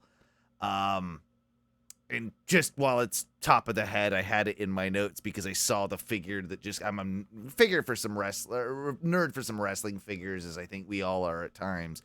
But they came out with the dog collar of figures of MJF and CM Punk from that match. I don't know if you guys have seen the pictures of those yet.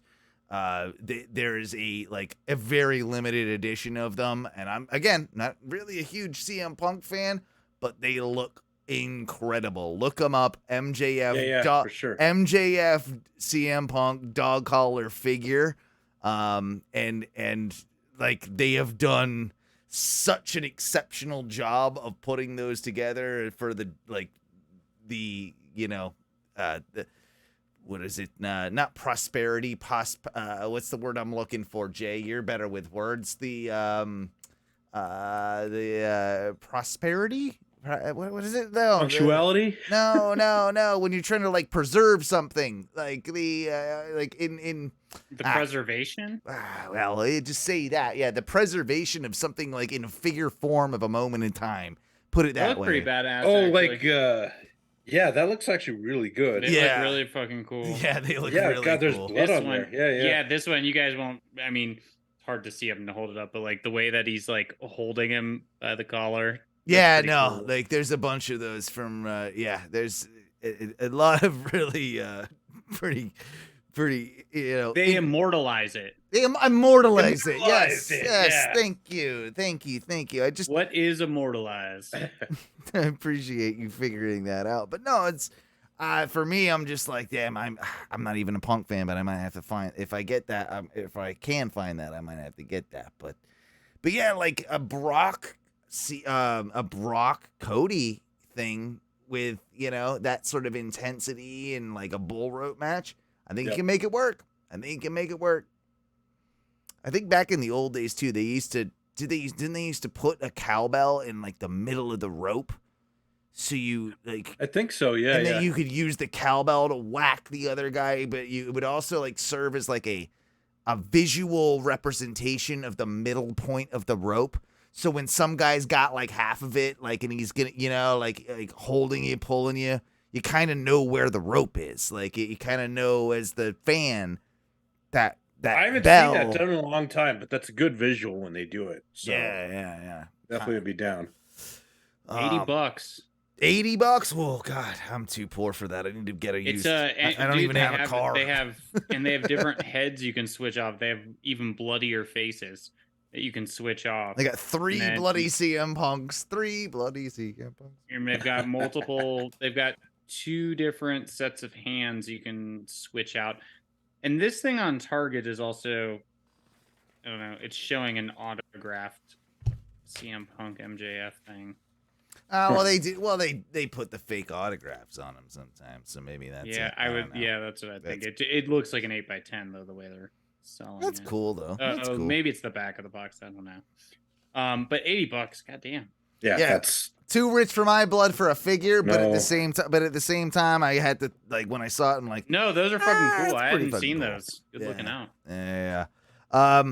Last couple things with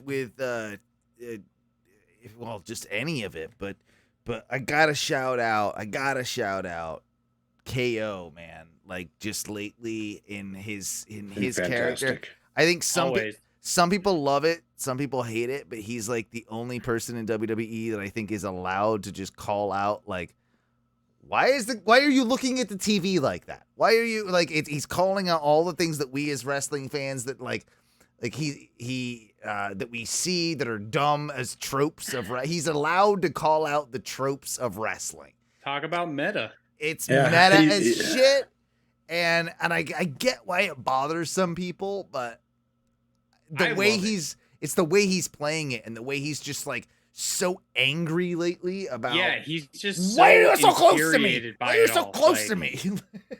Why do you have to stay so close to me? It doesn't make any sense. I started seeing it with the Riddle thing and kind of with the Sammy talking about the bloodline, just his annoyance level, but now it's with almost everything. It's great. Right, I right. love it. I love it. I love it. It's I'm guessing it's what'll be the downfall between him and Sammy at some point, but like, you know, It's got to be, right? you would think, but I love the fact that like on Raw, like the little bits like that I see, I'm like every time he pops up on the screen, Kevin Owens like steals the show, and it is almost the most like the funniest, most interesting thing that's happening on the program, and the fact that he's there talking about Imperium, he's like asking where the other guy is, they're like the bald guy, and then Yeah, he calls him Baldy. yeah, Baldy, and then he's like, okay, fine, because they challenged him for a tag team match last night, and he's like, yeah, but I gotta change out of this pair of shorts and this shirt into another pair of shorts and another shirt. So I'm not.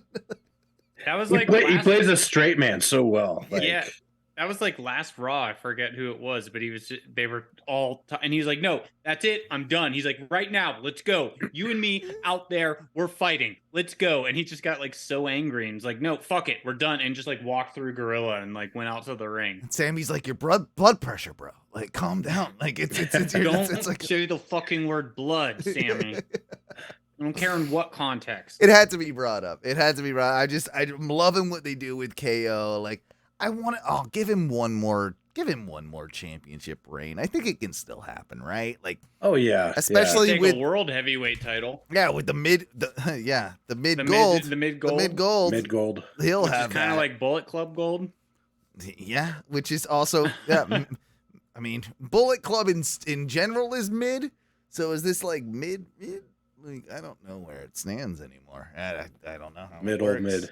Yeah. Last couple things for the week. Gotta switch over to Impact doesn't get as much love. I'll be honest, I haven't seen a full show in ages, but I'm watching clips of this pay-per-view.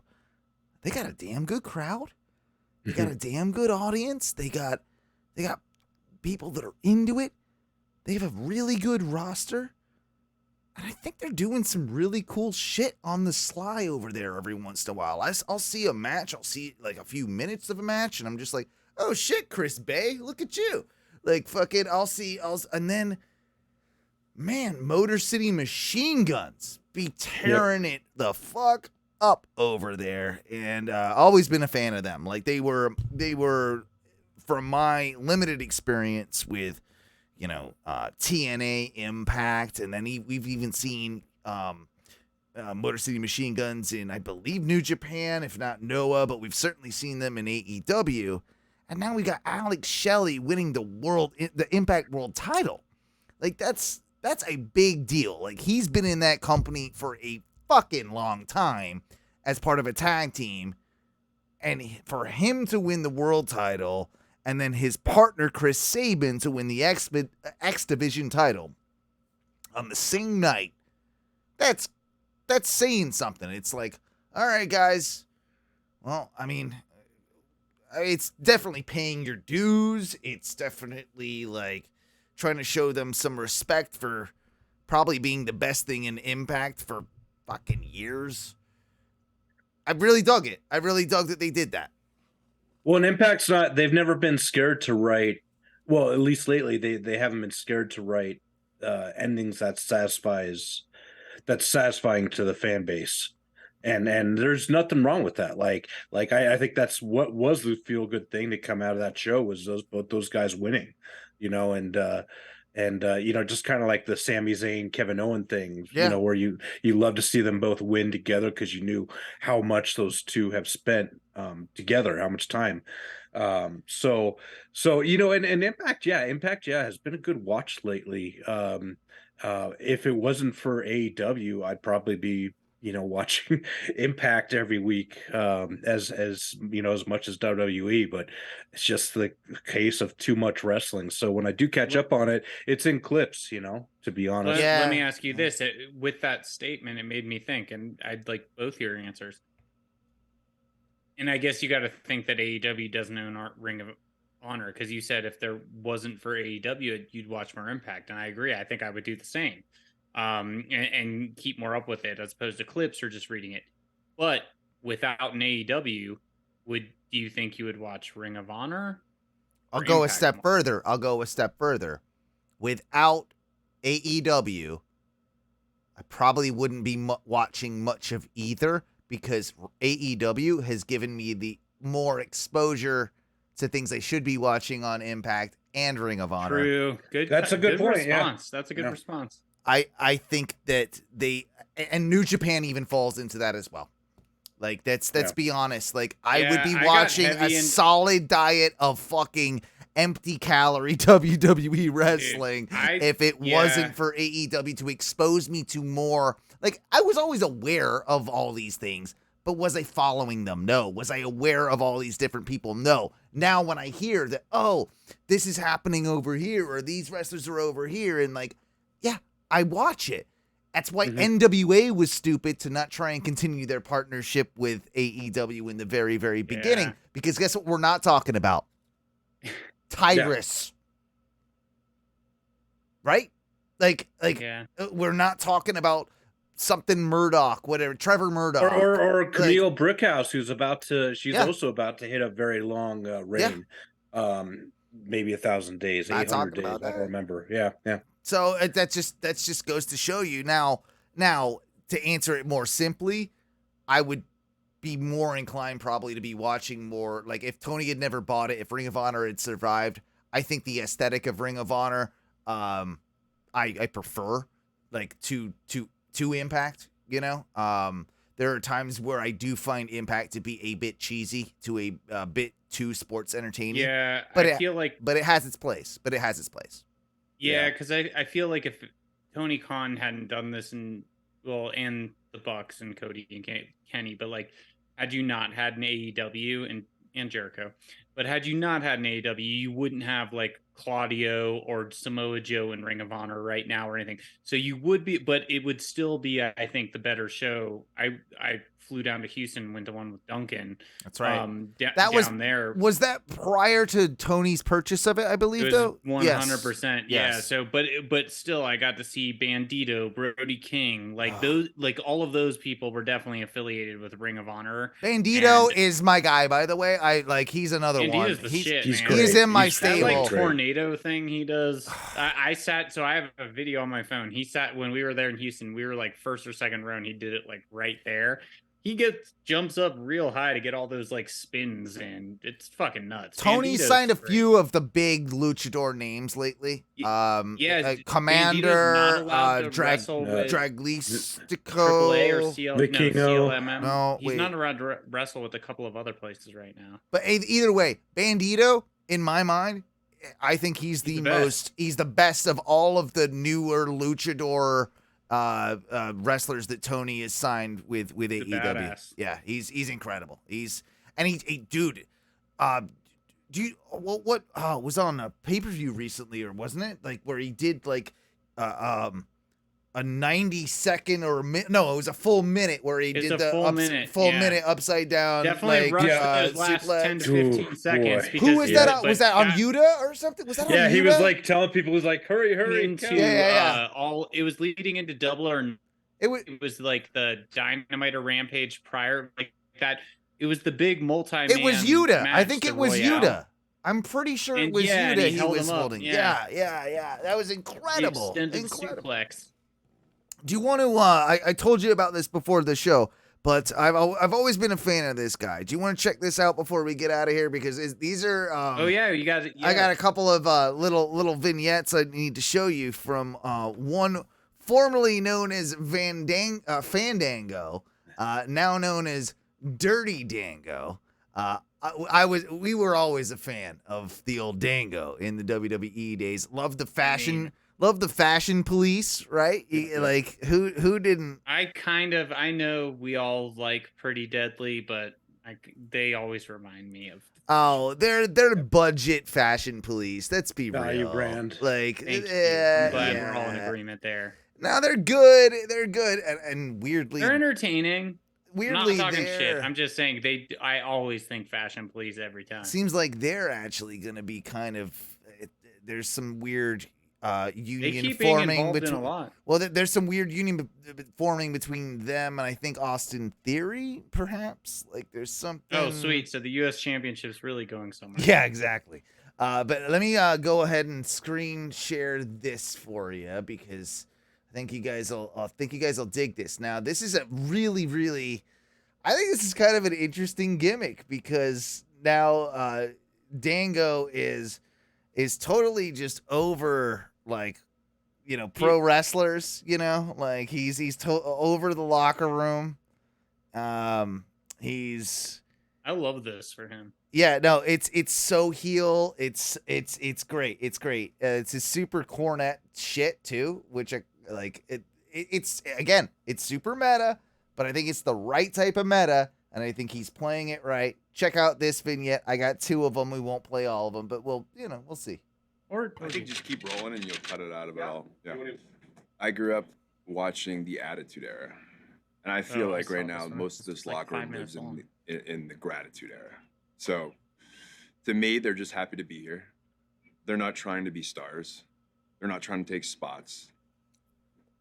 They're just like to take a picture with their opponent on social media after and post it and just say it was such a pleasure to be in the ring with you.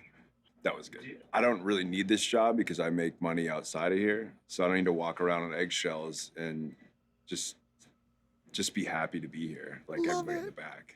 Jesus, the torn shirt, man. Yeah, I know. Right, I was gonna say the same thing. You would come to the back, joke around. I mean, we talk about girls, what we did the night before, or just talk in general instead of staring at our iPhones, seeing how many likes we got on Twitter. Just like in general. That's heel. The boys now are more concerned about their social media likes than they are the live crowd reaction, which tells me this business is in for some hard times ahead. Now I'm starting to laugh. I mean, that might give me a little heat with the boys, but if they were men, like, I love the cutbacks to him, talking shit about what he just said. Yeah, he changed it to black and white. Even they have this it's not sepia, it's like the blue tone, right? Yep. But then when they cut to him doing the cut, he's like that was great, that was funny, but it's him in black and white. But it still plays with the character though. It still plays fine. Like I'm digging all of this. Like I love this. Yeah. They definitely won't say anything to my face, but they might tweet me later. Take some generic talent who just loves the wrestling business, right? People don't pay money to see him. They came to see a star, and that's what you're looking at right now. Because I can talk, I look good, and I can perform in the ring. It doesn't matter if I don't love the wrestling business. I'm money. Honestly. I love that though. We haven't had a wrestler. I don't know if we haven't had this in a while though. This used to be an old school 80s thing where there was a wrestler that gave 2 shits about wrestling. He's like, I don't give a shit about wrestling. I don't give a shit about a championship. I'm here to make money. So I will say about 2 weeks ago, I watched the first like minute of this, and then I had something else to do, and I was like, God damn, this is like 4 or 5 minutes long. And I wanted to come back, and I never did. So thank you for bringing this back into you're welcome. sphere. You're welcome. We're trust me, I've got a little bit more of it too. Honestly, most of the shows I do now, I take more pictures in the back with the boys than I do the fans. So. Times have changed. I don't know. If I was 15, I probably wouldn't want to be a wrestler. Just saying. The only cool guy I like is the guy with the hog mask. What's his name?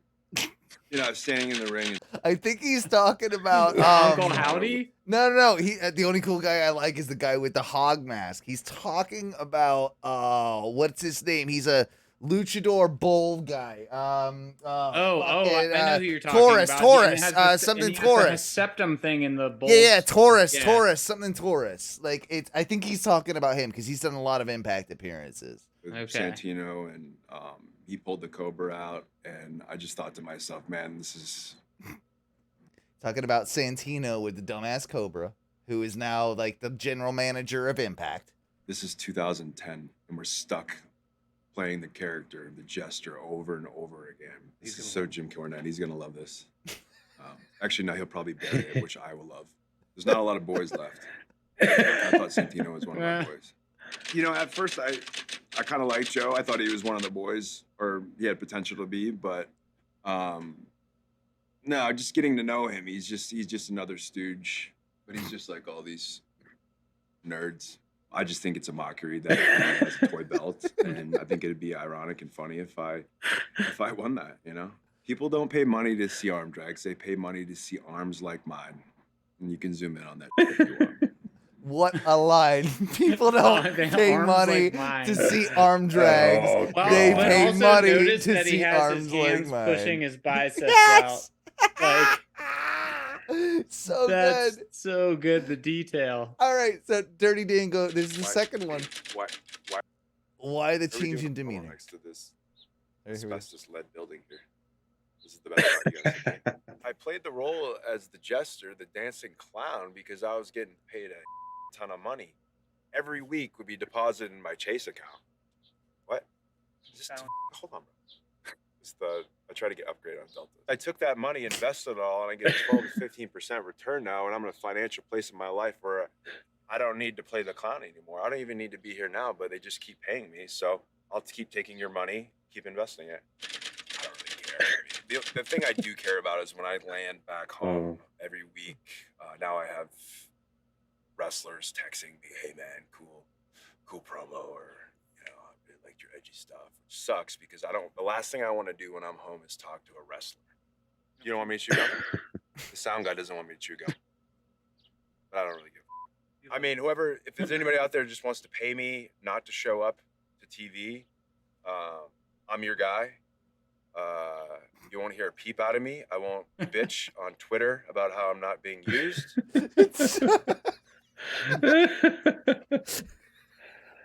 Oh boy! Brilliant. This is very Oh my meta, and God. I love it.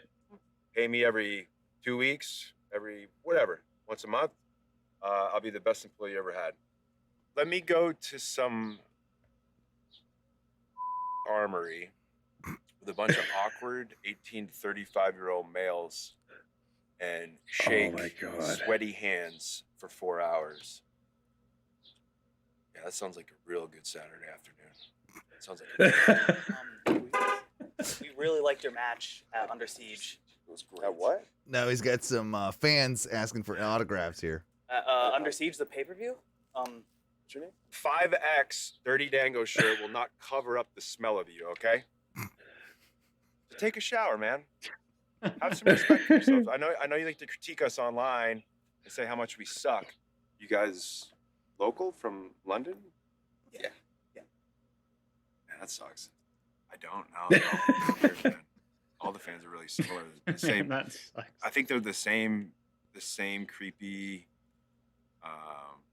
nerds that buy custom wrestling tapes. They're the same ones that we see out back here for sure. You're not gonna be at the airport at 4 in the morning tomorrow, are you? Baseball card marks. I think I made it pretty clear, man, that I could care less about winning that toy title. If I was most... The digital media title he's referring to, by the way. Impact has a digital media title, and he's just constantly calling it a toy title, which... That's hilarious. Fair. Fair. Yeah. Fair. Fair. Of the lock. Where's the lie? I mean, the name of the title implies that it's subclass. 4 in the morning tomorrow. That's right? true. Baseball card marks. I think I made it pretty clear, man, that I could care less about winning. Facebook card marks. If I was most of the locker room here, I would have already ordered my replica digital media championship online and had it delivered the day I won that title. But unfortunately, unlike most of the locker room, I actually can pull real life girls. And the last thing I want is to bring a girl home and she sees some wrestling replica title on my wall, because that's repellent. I think Harley Race would have a toy title on its mantle. So if I win... He's not wrong, though. He's not wrong. No, Harley Race would definitely not have a toy title on his mantle. Goes toy title at against all odds.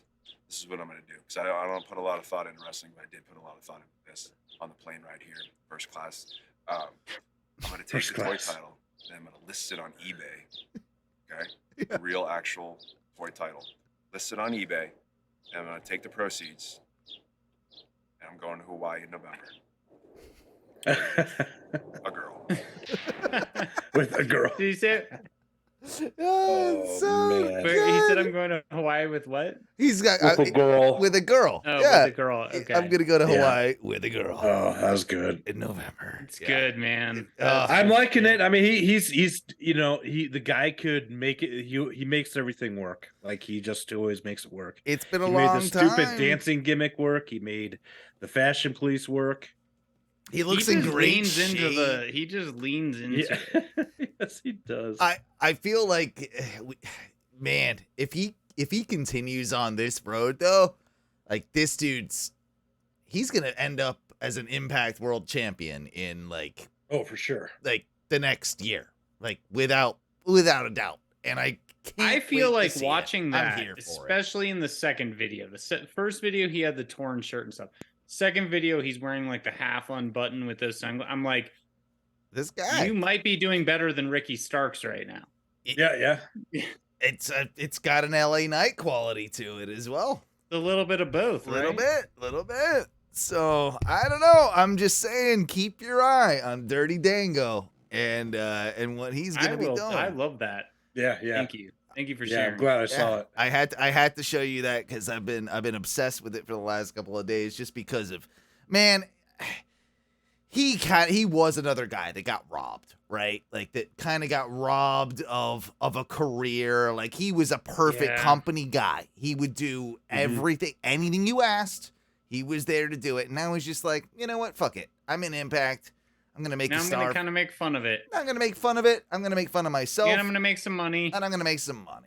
Like it's wrestling biz 101, but dude is I'm just happy to see he's landed on his feet. When he did, I will say when he did kind of leave WWE the last time, he's had the rough road in WWE. Like you said, he's a company man. Yeah. He's made everything work, all of those things. I did feel bad for him, and I remember I was following him on Instagram at the time, and I don't know if I still do or if he just doesn't show up in my algorithm or not. But yeah, I was like, well, you look like you're living a pretty sweet life outside. He's like in Maine with his like fine wife, and like they're like paddle boarding and all that like, stuff about eating collecting shrimp. checks and investing it. Probably sort of true. Probably kind of true. Probably true. Turn it up to 11. Get deposited into his Chase Bank. I love that. Yeah, He has to Chase say the Bank. name. Yeah. Chase Bank. Yeah, flexing with that Chase account.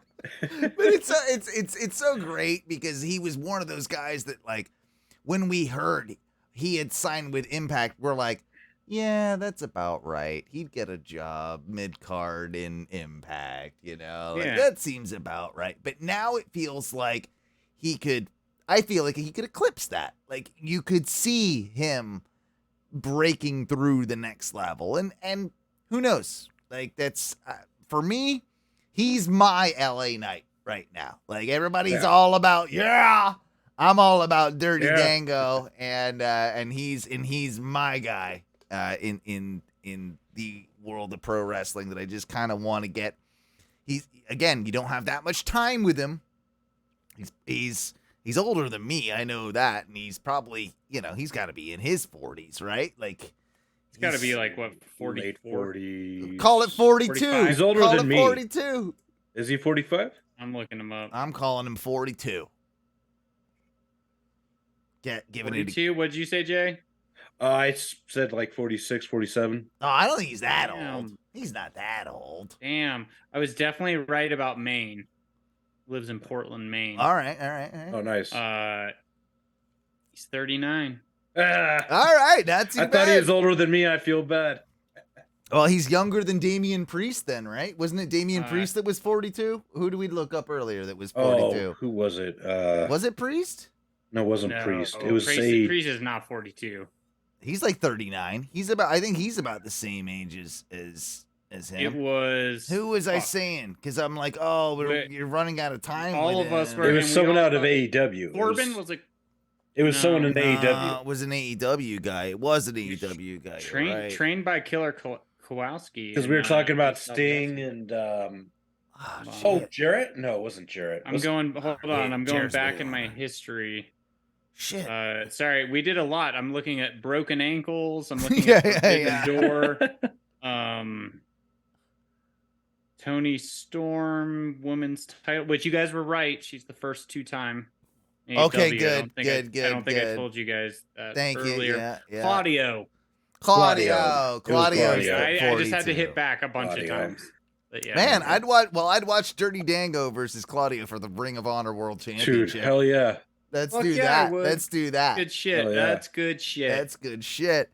Is that where we end up? Is that where we leave this thing? Is that where? Because we're about that time. Kind of run the gamut. Yeah. I will say at the very end though, Jay, I like your picture behind you, Luna and Thomas. Oh yeah, isn't that nice? Yeah. Oh, look at them doggies. Yeah, I got it for Christmas, but they actually gave her. She doesn't have a right eye.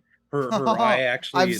I've seen pictures on Facebook. They messed up on the picture, so they gave us this one as a freebie. So, So like they put an eye on her. Yeah. They couldn't find her eye, so they just added one in.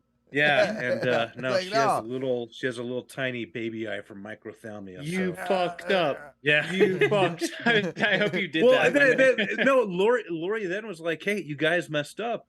Can you fix this? Can you make my picture of my dog not have an eye?" They sent her the right one, but then they sent it too small. So now we have one that's up in our bathroom too. That's the right one, but too small. And then we have on our other level above our fireplace, the right size of this. The right one. Yeah, with her eye the right one. Nice. All right, front and center. Ridiculous. Love it. Both eyes. Yeah. All right. Well, thank you everybody for hanging in here with the Oh No Wrestling podcast. It does. They fly. Yeah. They fly these things. Yeah, it's man, goddamn. It's already midnight. It's already East Coast. pretty late over here. We thank you for listening, and of course you can check us out over at facebook.com/groups/Oh No Wrestling. You'll find all three of us in there. I know Jay, you're hanging out in there from time to time.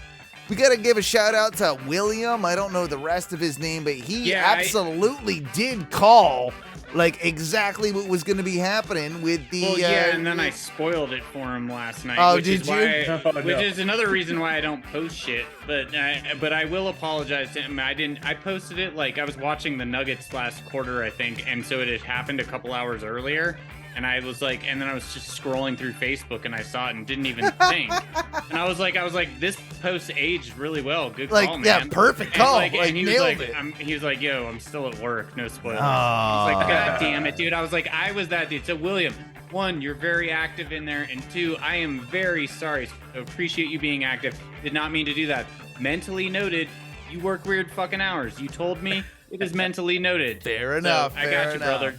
We also implore you to listen on any podcast feed where you can type in basically "Oh No Wrestling." If that doesn't work for you, you can find our RSS over at ohnowrestling.com. Make sure to check out our Twitch if you're ever, want to watch us live. Sign up for our Twitch. You get the if you subscribe and you follow, you'll get the notifications when we're going live. That's over at twitch.tv/ONRS live. That ONRS, of course, stands for Ono Radio Show, and that's the other thing that I do on the side. That's OnoRadioshow.com. You find that on your own accord. But if you're still into the graps and you want to support this thing, check out patreon.com/ONRS. And hey, if you ever want to leave subscribe a voicemail through your Amazon account to the Twitch. yeah, right? you can do that. You can absolutely do that. You get one thing you can do one free subscription a month. You just got to remember to re-up it over at again twitch.tv/ONRS live. It gives us a few extra bucks, and you don't even have to pay a dime. So with that being said, we thank you for listening. Leave us a voicemail if you want, 407-906-6466. And boys, what do we say when we get out of here? Woo!